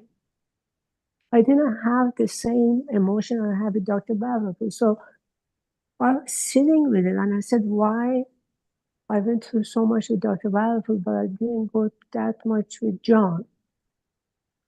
then I figured, because I had a lot of interaction with Dr. Varapu. I had gone on trips with him. I had sat and have dinners with him. I had so much memory with him, joke with him, laugh with him, had a fantastic time with him. So that emotion came from all those interactions. And then I went back and I said, why then, because of this interaction, then I went back and I said, okay, so if this was interaction, it goes back to the memory of that person with me that causes that. So if I don't go back to the memory, then because the memory plays like a movie right on the screen of my mind, I look at it. So the minute I go back to it, I can create the same emotion. So it's just a memory of something. You go back to the creator. The same thing, you can go back even in terms of love or any other emotion. So mastering it, it means you then the emotions attached to the attachment. Then mastering it means you master your memories. It means you said this is a memory, it's a tape recorder, it's not the actual reality is happening. That's your master. And then I was going to connect this to when Jesus said, in order to go back to the kingdom of God, in order to come to the kingdom of God, you have to become like children. So the difference between the children's emotion and our emotion, because they don't have that memory that we go as adults go to it. Am I correct? I don't even understand what you're trying to tell us. Because I'm trying to figure out how do you control this emotion that you have no attachment to anything. You forget about your memory. You can forget about your memories in the front, but the system works in the background. So how do you control the emotion?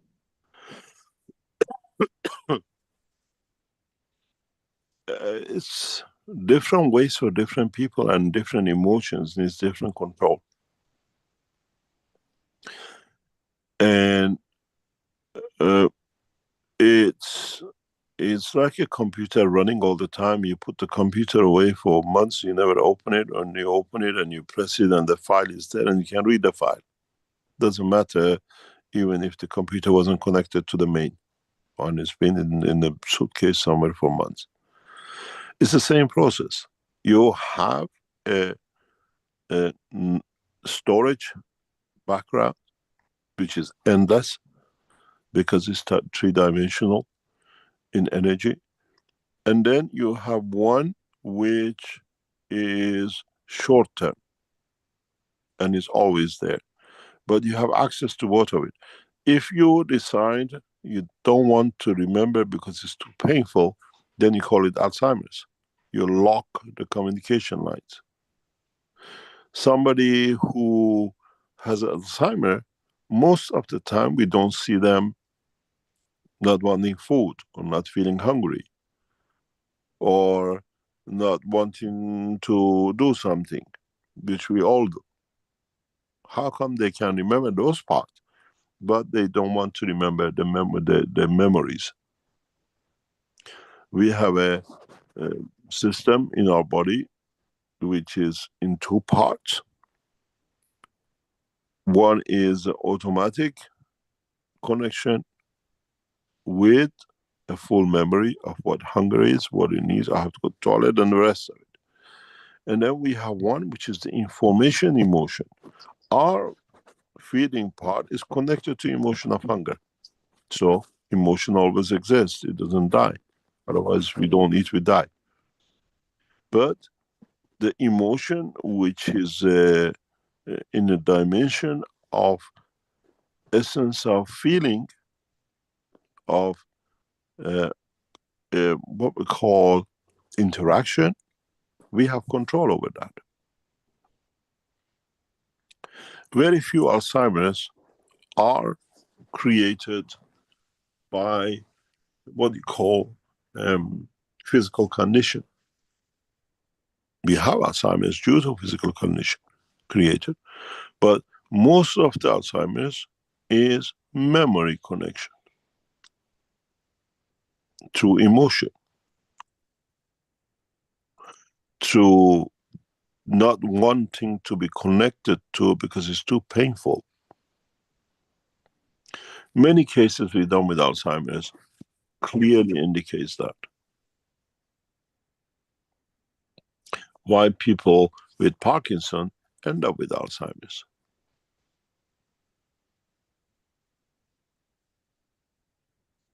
So, Mr. Keshe, the Alzheimer is autonomic. It means is spontaneously happening by itself. Yes, you don't have. This is one of the reasons people get cancers. So, is this emotion inertia based? Emotion, inertia, energy, yes. Because what I noticed, the emotion that I feel in New York is different from the emotion I feel in Iran, the emotion I feel in Mexico. It's three different emotions. So each place has Because we this. carry different memories. You see, you're in love. We know that. And you're extremely in love with Iran. You love the air. Every time you go there, you tell us so many things over past years. When you go to New York, you have different memories and love for New York. And you're in Mexico under different condition and emotion. And this we carry as part of our memory,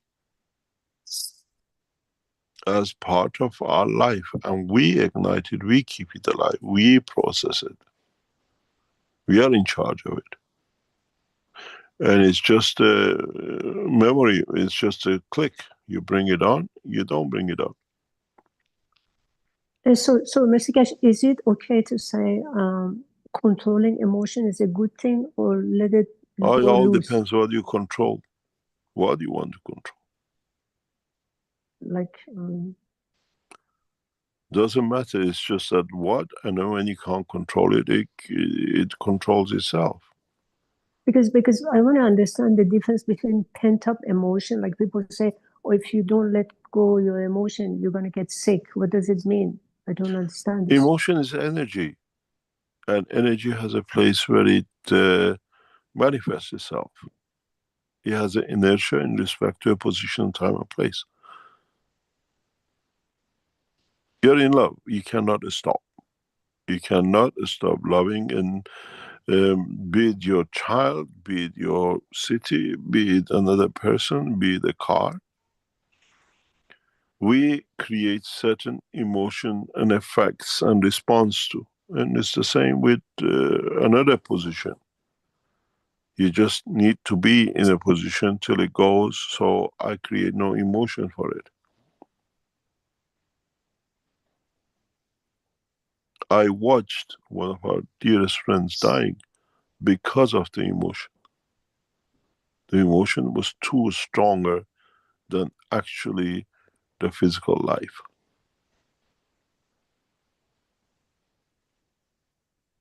Thank you, Mr. Keshe.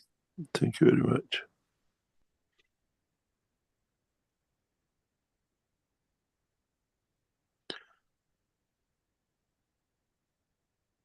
Any other question? Yes, let's go back to our Q&A here. We have a simple but interesting question from Jonathan, who says, good morning, Rick and Mr. Keshe. Can you please explain how consciousness relates to plasma? Thank you.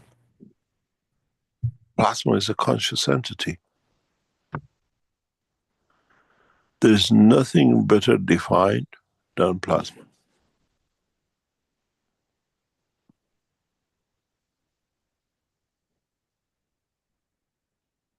As simple as that.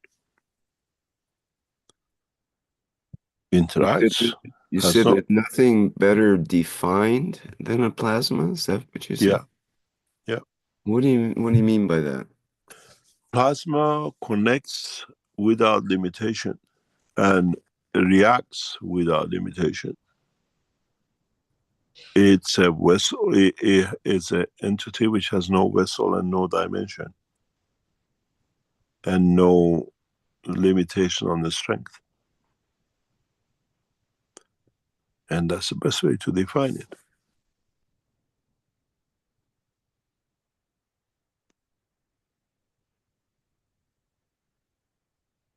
It is it's the beauty of the manifestation of the fields which are free, and they connect according to their own interaction.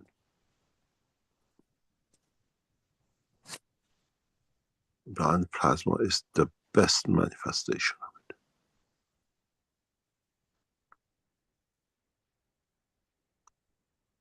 I recently ran across a video that sort of disappeared as I started to watch it, but it was about this idea that plasma has consciousness and that the military is having a hard time training plasma because it basically has a mind of its own and it doesn't want to do the things that the military wants it to do in some circumstances. So it's I don't understand.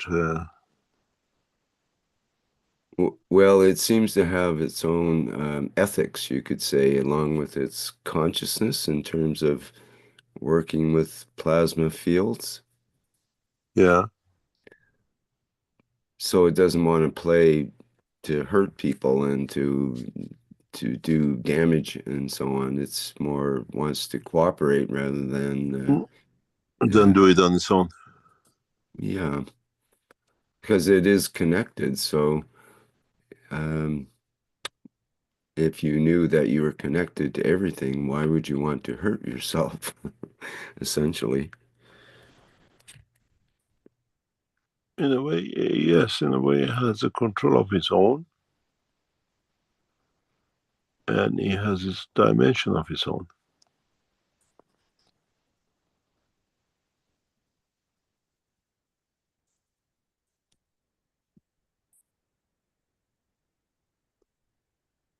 And it works as an own structure.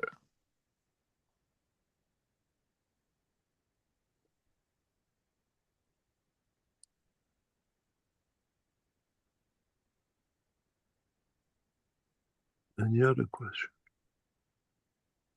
Okay, let's see. In our chat here, Stefania has a question. I've gone over it several times. I'm still a bit confused, but I'll read it and see how it comes through here. It goes, from my understanding of this lesson of today, is it correct to say that the man can create his look like oxygen and nitrogen everywhere in space, a look like COHN or a twin version of it? And if yes, how can we do that? Replicating a specific emotions, will that be enough? What? Yeah, I think what she's trying to say is, since there's oxygen and nitrogen everywhere in space, can we create, or can we replicate ourselves through emotions in space to create a twin of ourselves or some sort of COHN look? I presume we do that. And many people can do that. But we don't replicate, we don't clone ourselves. We transfer energy across, and then we manifest ourselves in a different way. There's a very recent case which is in public, and there's a lot of debate going on about it, is that you can check it on the internet. It's at the moment in a lot of discussion in the world of science. Scientists are discussing this. And that is, the mother has given birth to 3 children over time. And they watched the physical body of the children coming out of the physical body of the mother, so there is no doubt about it. When they tested the DNA of the 3 children and the mother, they're not connected. The children born from in a physical condition from a physical mother have no DNA connection to the mother.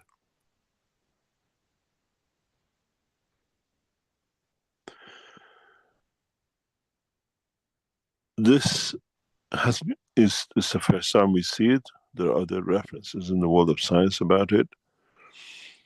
But what the debate is now is that if you check the cervix and what would have been the placenta, the children and DNA match the mother, but not by blood. And what the scientists are saying is that the child, the mother, when she was inside the womb of her mother, had a twin, and she has consumed the twin, or somehow it happens. Scientifically, we know it's possible. The one has to survive. It's possible. And the children carry the DNA of that twin.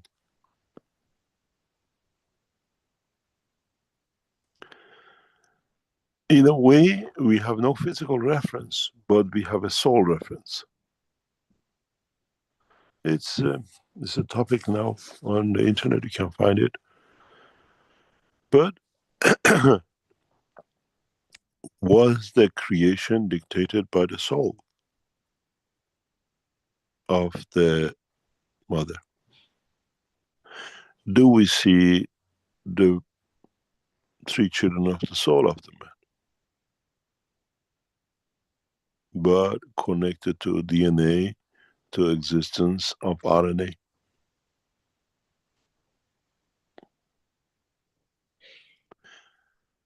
Would the children of the soul would have no DNA matching the parent?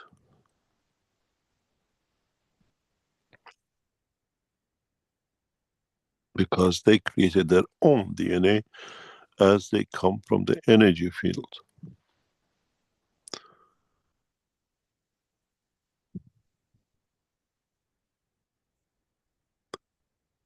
And can we manifest ourselves in the dimension of energy and according to time, place, as the children of Mitra do, create a condition of life, or what we call DNA, to confirm existence?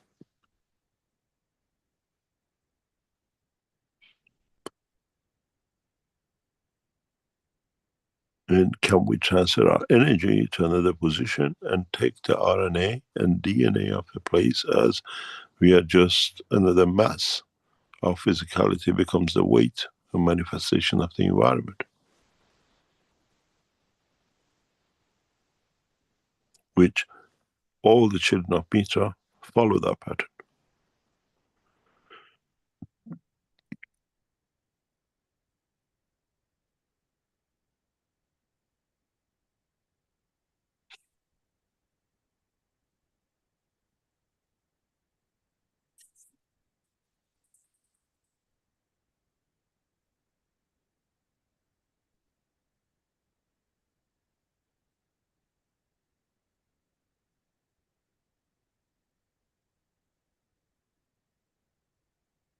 Any other question?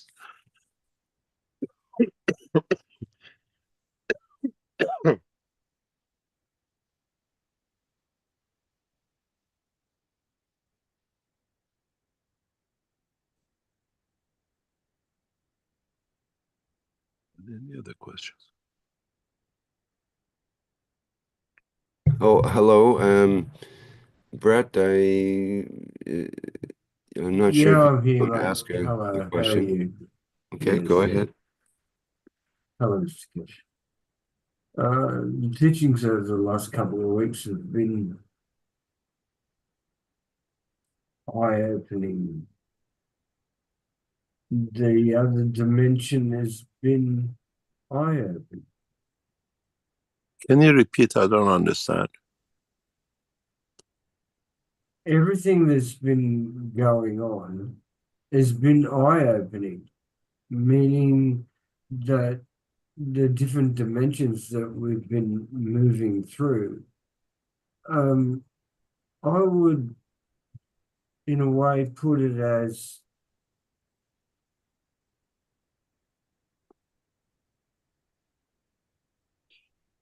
it's hard to explain, but more developed, more finer, more,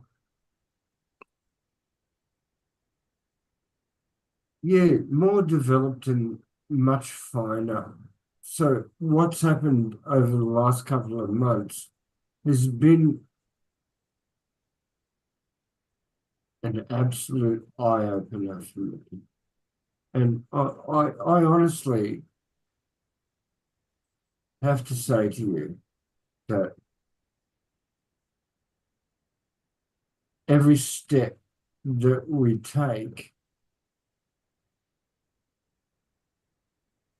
just brings more joy to life. Is that okay to say?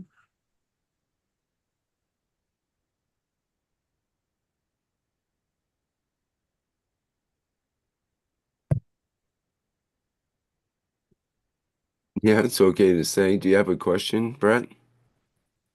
Not really, because, okay, my problem isn't everybody else's problem.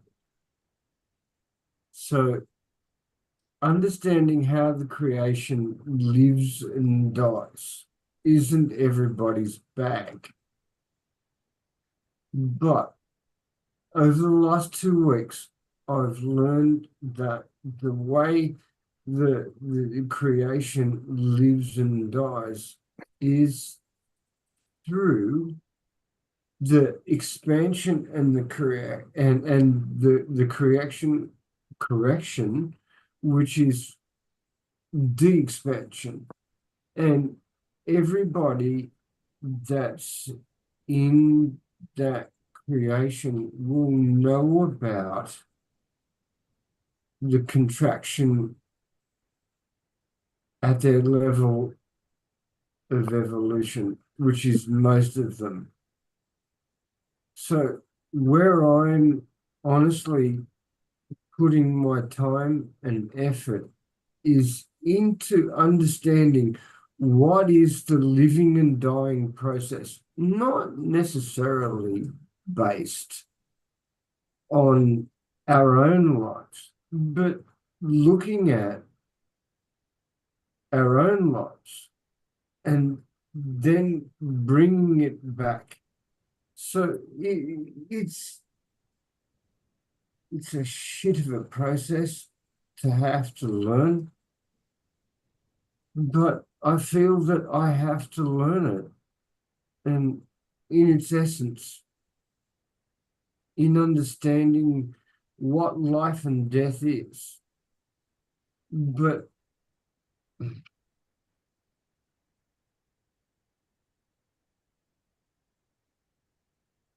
I come back to all of the experiments that I'm doing, and I see the lifespan of the experiments, and they're quite finite. So when you look at the finite experiments and then look out to what time is in its expansion of the universe, and then think about how it's going to contract and what then life will look like. I'm sorry, Mehran. I apologize. But I need to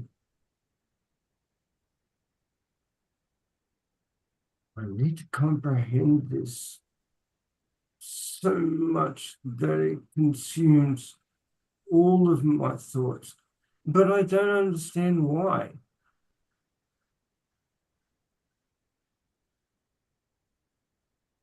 I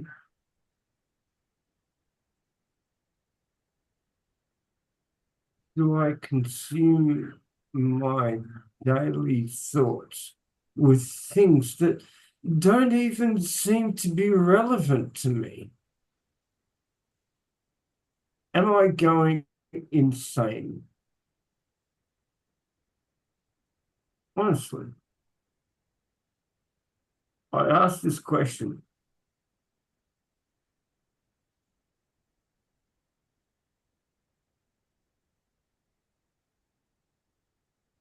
I don't know what you're trying to explain.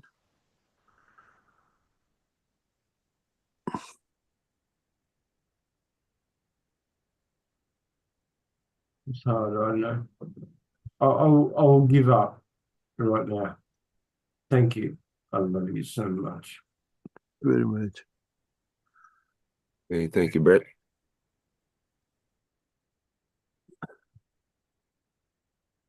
Are there any other questions? See, we'll try to do some picking and choosing. There's a couple of very long questions here.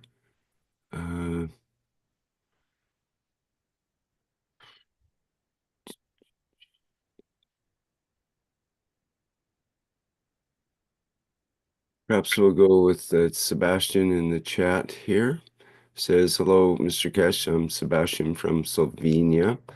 Something similar happens to me as mentioned earlier by the doctor from Austria, except that sometimes it happens to me when I connect to a certain star dynamic reactor, except that I am not afraid. I feel the plasma field of plasma penetrating me and pushing my blockages away. The feeling is a little burning but pleasant when it happens in my head. But I also feel a slight draft in my chest. For example, I have a feeling of cataract in my sinuses, and suddenly it disappears and I breathe crystal clear and I feel the energy and I feel that it does not interact with the body, but I feel the connection. I'm wondering if this is dangerous. What do you think of this experience? I hear a voice coming from my left side, but I am right-handed. Is it possible for the soul to receive this energy and transfer it to the physical body because there are no amino acids in GANs? What's interesting to me is that when I see Mithra, I see her as a bright yellow on the inside, but green on the outside, because the earth is also green, and does this green color represent love? So it's a bit of a few things there, Mr. Keshe, but do you have a comment on it?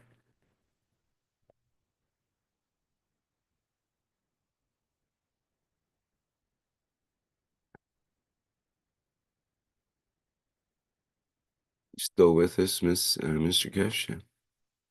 Sorry, my microphone was off. Yeah. No, there's no problem. Some of the things you see, you written is we see it with other people, with other knowledge seekers in different experiments or trials, and some feel like energy being absorbed. Some see the food being coming to them or energy to live as food, and they feel it. And it's not abnormal to feel that kind of thing. You hear me having a very bad cough for the past couple of weeks, and I was seriously ill for about a week, 10 days over the holidays.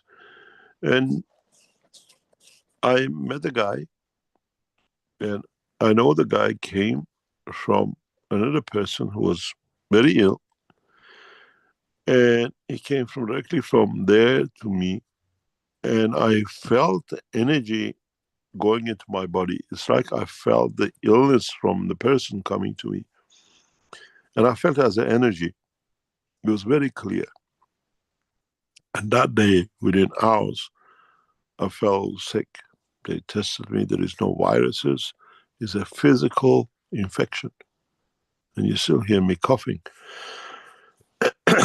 There is no COVID, there is no viruses, there is no sign of flu, nothing. It's just the energy transfer from another person. I don't like this person at all. And it's just something like, I take my revenge on you, I feel it that way. And I feel the energy transfer. And we do feel these things. It's just how we perceive it and how we want to be connected to be absorbed by it. A lot of people connect to systems, and a lot of magnetic system and dynamic system people connect to for different reasons.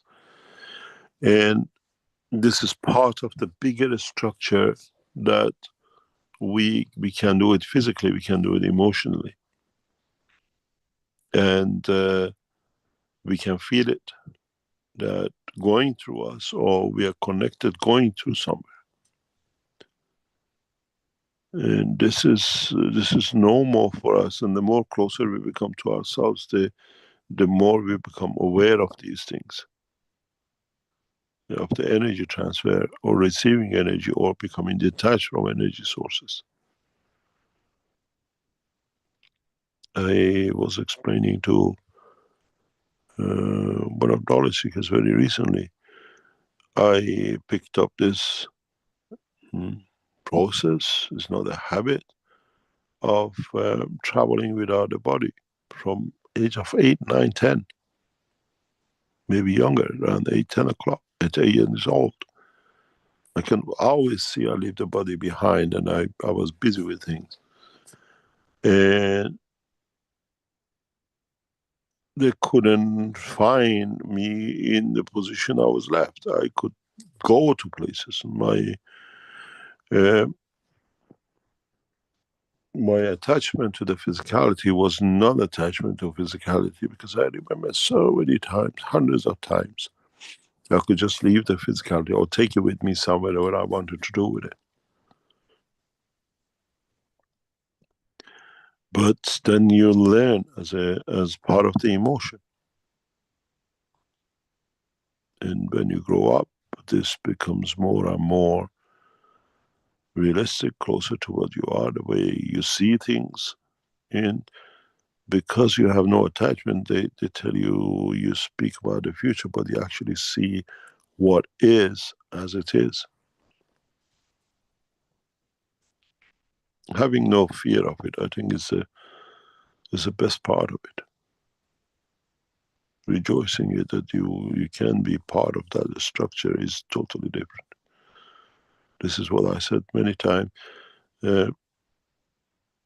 Even during my student time, I can go through the structure of atoms, I can go through the structure of nuclear reactors and see where it is, just like I'm part of that neutron going somewhere, in finding out where the thing is and what it needs to hang it on and what it needs to solve it.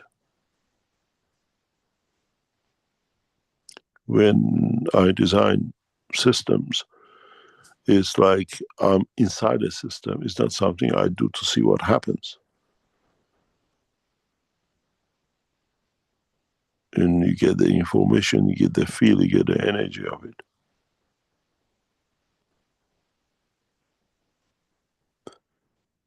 It's just how much you trust in what you understand and what you believe.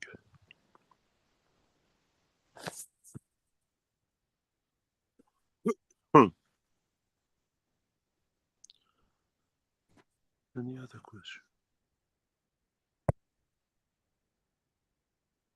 I have a question from Jonathan in the Q&A, who says, can you please explain why people become electro-hypersensitive? Is there a way of shifting the point of inertia away from the interaction with the electromagnetic radiation, maybe with GANS waters or other? Thank you. You can change the environment, yes. You can change the environment in a very different way. And it's the choice of the ganses. There are certain ganses which can change this position, yes. It's very much like you wear a PVC clothing and you become charged with a static, or when you walk on a carpet, you get charged up. You can change. You can change a lot of things by collection of gases around you, or by holding it to discharge. You have to watch which environment gives you the charge and what's the component of the environment. Or you get charged emotionally, internally.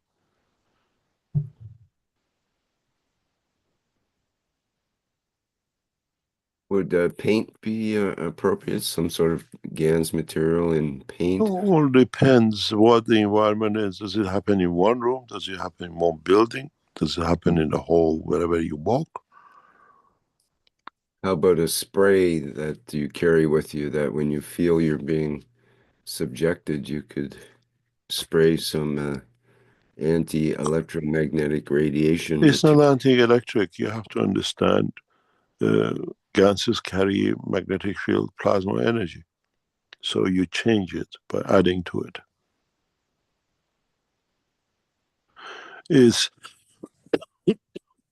It's like the butterflies, which foundation cells. We line these, all our mobile phones or our electronics are lined with it, because we absorb the energy which is not wanted. And we've seen it. They interact, they interfere. The butterflies, the foundation cells, are very, very specific, and they're built in a specific way, and it's nano-coated in a specific way. And it's not an ordinary system which interacts with these fields. You can discharge into it, as we say, but in a way it discharges back itself out. But you have to understand the reason how it is.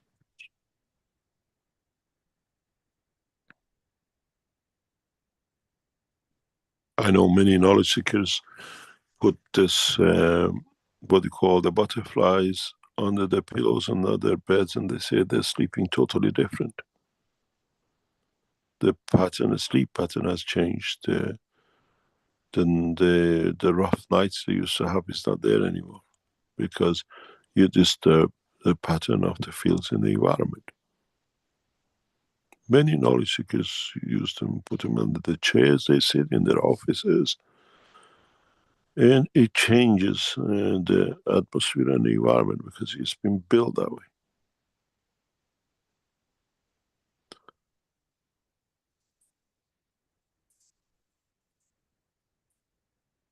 It's a combination of gases and nano coating which creates that environment. It's not the ordinary, what do you call it, system. So maybe you need to create such a thing for yourself.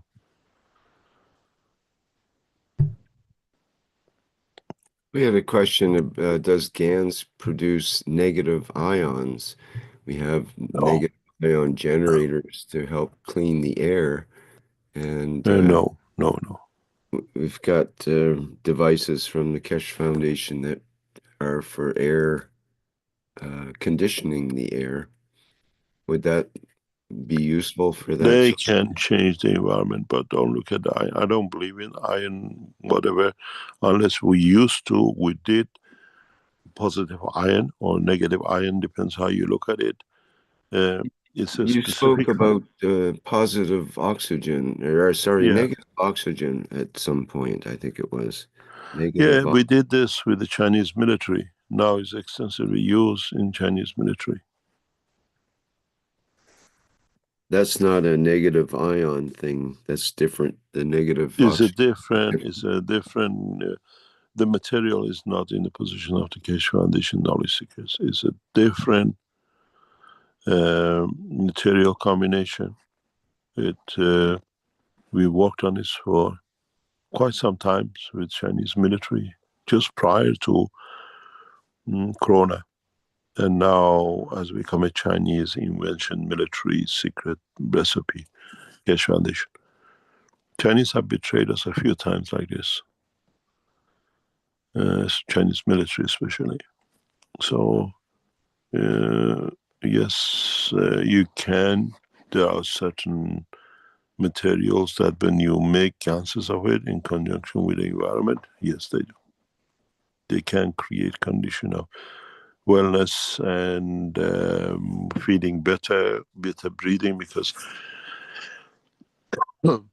we developed this tested. They came to us from the Chinese military with the mining groups of Chinese government military, and I made these gases for them, and they can measure this positive or negative ion, depends which way you measure it, in boxes, like a shoe boxes, and then the bigger boxes, and then they painted a room with it, they tested it, they changed it, they did a building with it, and they tested it, and then they said Chinese government cannot use technologies which is from outside. It has to become a Chinese invention, and so they changed it, disappeared it, and then they invited us for a dinner with a lot of number of Chinese military, defense, and other people in the room, giving a dinner in a way, as I say, spitting in our face. And the gentleman after dinner got up and said, "Oh, you gentlemen are smoking. Do you see any smoke, fresh air? This is the new technology. It's done by Mr. Keshe, and Chinese army stole it." Literally. Their own 20 Chinese military officers smoking was clear as daylight outside. And this is the behavior of a nation. And now, because China has a belief that thing which is done by outsider has to be stolen to become a Chinese military product, that they can use it, it's become their habit. They do not collaborate with you if you're a foreigner. They steal it from you, and then they put a Chinese version on it, and then it becomes a Chinese, what do you call it, discovery. I've seen that a few times. And this negative positive ion, whether we call it, is one of them. Never consider working with the nations who behave this way on that level.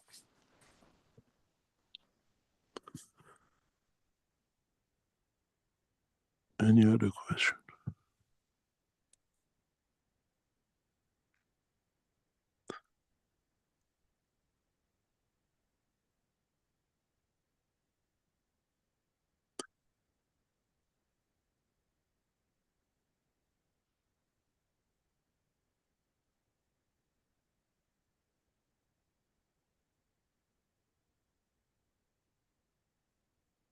Is your microphone open?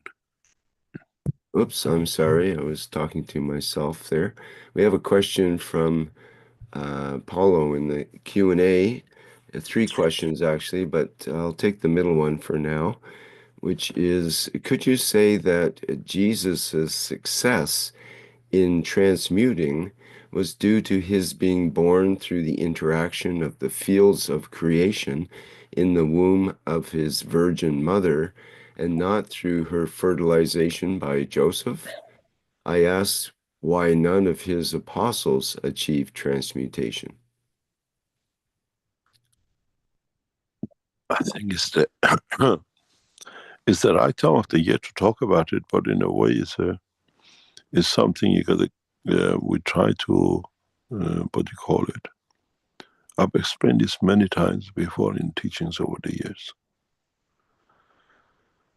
There are 2 points you have to remember when you speak about Jesus. One, Jesus as a man, and one, Jesus as made up by Vatican, by Christianity.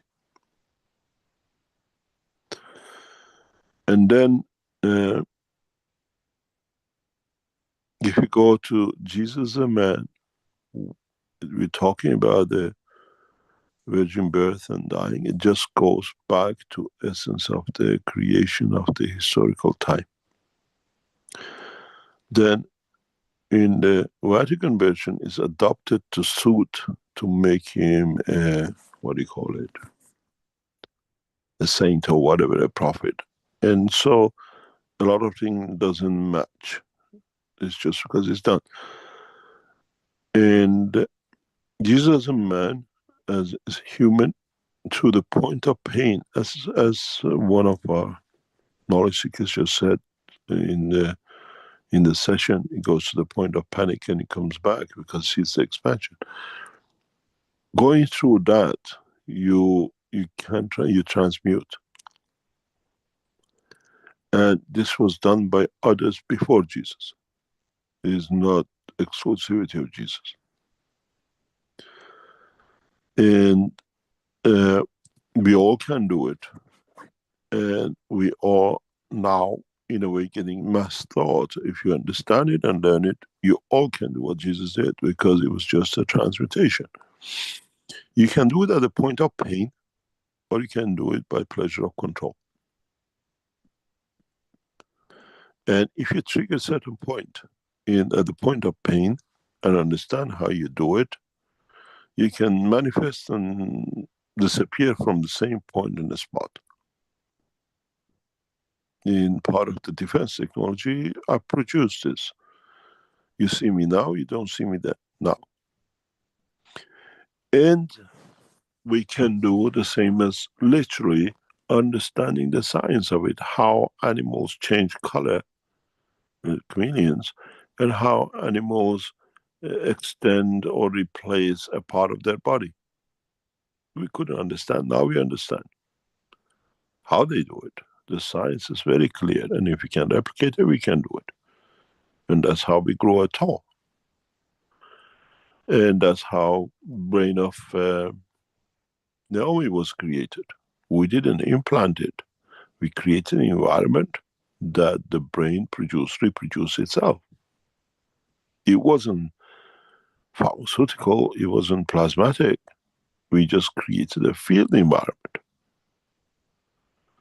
And so, depends if you do it in dimension of emotion, you can do it, transfer it into physicality and disappear and appear. Or if you do it in dimension of physicality, you can change color, extend your arms and whatever. As I said many times before, we all have within us technology or knowledge or information in our DNA that if our finger gets amputated to grow. But in the back of the mind, a lot has been set up to block it to do. Some people can do. Now scientifically we can do. You see no infection, you see no irritation, you see no pain, and just a finger just grows, the toe just grows. You create environment. You deal with the plasma. You don't deal with the dimension of physicality. And you can do anything in the dimension of energy.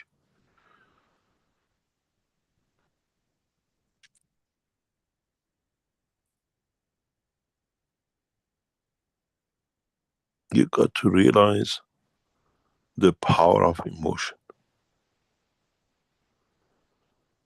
With the power of emotion, we create our own ILS, we create our own MS, we create our own cancer. With our own emotion, we create love and we give our life for it.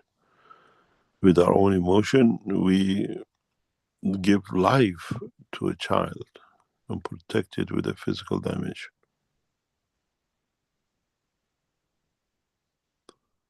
So it's how we control that emotion, and to the positive or negative, or positive to our own emotion, to our own understanding of our own life.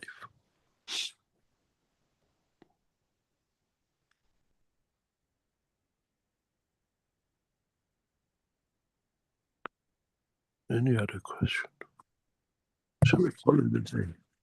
Let's allow Marinez to get in here, and maybe that would be adequate, and the other questions remaining can be carried on to next week.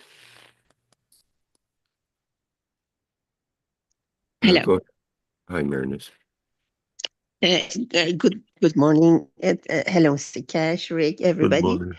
Uh, my question is, can we say there is a relation between a virus in the body or making existing virus in the body activate, and the period when we are under pressure or confusion or happiness caused by others' behavior? What? When we are under pressure, confusion, or unhappiness because of others' behavior or situation, can we get virus or make existence virus active in our body? Yes, you can create viruses anytime. And is it related with this suppression of environment? Could it be joy of environment? Doesn't need to be suppression. It's how we see and how we perceive it.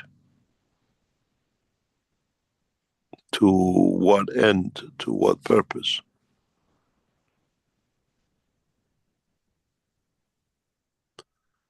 Viruses are a pack of energies, and how they manifest themselves.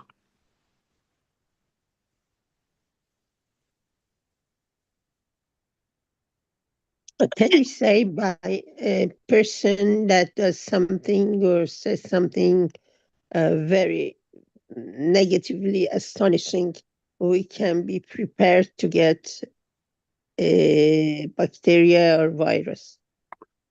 Oh, you can get an emotional virus if you want to call it, because they touch your emotion, and then you create certain things. And it's how you see and you understand that energy which you receive in that point, and or in that through that emotion.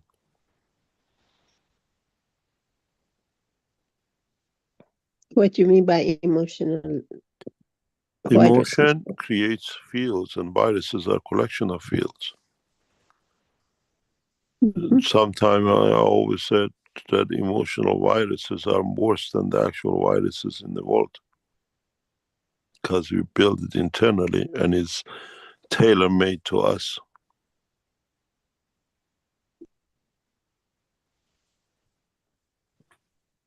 Thank you. Beautiful. Thank you very much. Thank you very much. I wrote in the chat that the level of the teaching, especially today, last week, are bringing us to the truth of acting good, doing good, and talking good, because there is only what we create that comes back to us. And so there is nothing hidden, nothing out of extraordinary, and there is no mystery.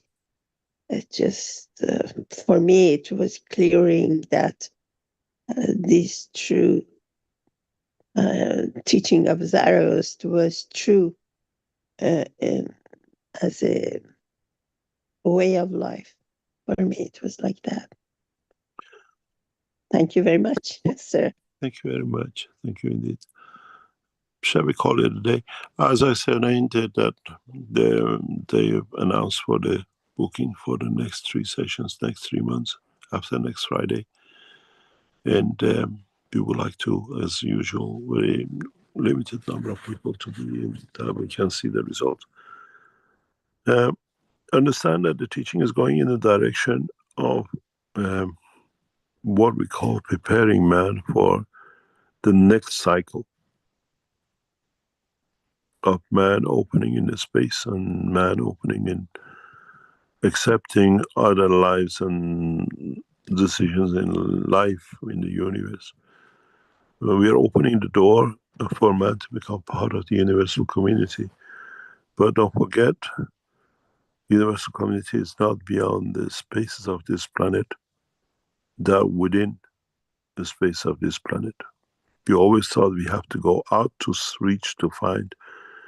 We already been found and been reached. And this is part of the totality of the teaching. I've just seen that Rick has put a notice up. You can follow discussions we started on what we call the X. It's called Mehran Keshe, or it's at x.com, Mehran Keshe. And we started, as I said, interacting with world leaders in a different way, and especially with the American administration, as we put things public and private and start enlightening worldwide the public teachings. Try to join X2 and introduce it to the others, because the topics we interact with certain number of people, specifically which we think is to the benefits of human race or advancements of peace. And we start teaching extensively on this channel. Then the Keshe Foundation, is replacing the Keshe Foundation teaching. As you notice, the articles I put is different than you listen or you see in other chats, as we use it as a part of teaching and enlightenment. And you can join in to see and listen. As I said, one of them, delay of a couple of minutes this morning, was responding to President Trump in one of his entries.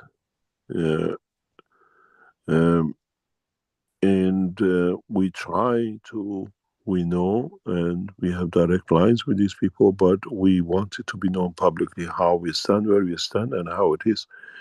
Interesting enough is on the profile, what I saw, we'll add up things that you might be surprised why the profile has been changed. And we try to bring the chats we used to have. Moss claims that it's going to be a free line. Facebook and YouTube brought a lot of restrictions. If they keep this open the way it is, a lot of knowledge will be shared, a lot of advanced technologies will be shared by world leaders in so many ways. If the channel of communication stays open, we are very, very direct about what we talk about and how we put our opinion. And gradually, a lot of things in teaching you heard before will come up. It'll be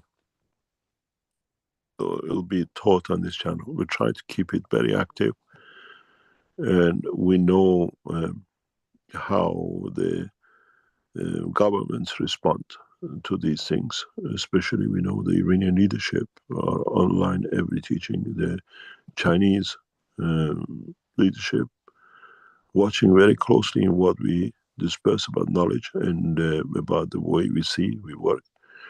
The same has been with the Americans, and the same will be with everything else as we see it fit to benefit the process of peace. Thank you very much for this week, and we hopefully meet next week and we add to the knowledge. Thank you very much, Nick. Thank you, Mr. Keshe. Thank you again very much. Okay, it brings to a close our 572nd Knowledge Seekers Workshop here on Thursday, January 9th, 2025. Thank you, everybody, for attending and for the wonderful questions and just being here with your presence. And our next public teaching workshop will be the public meeting for testimonials on Monday, January 13th, and that will start at the 8 p.m. Central European Time. And that's a great opportunity. If you have any testimonials of the plasma technology, that you'd like to share with the world, then it's a good avenue to be able to do that. And you're welcome to come into the show and show us what you might have. Again, that's 8 p.m. on Monday, the 13th. Okay, I guess that's it for now. We'll go out in our usual way, and thanks once again to Mr. Keshe and to all knowledge seekers everywhere for the great work that's going on at this point in time, this auspicious point in time. We're all lucky to be alive and be experiencing this. Okay, bye for now, everyone.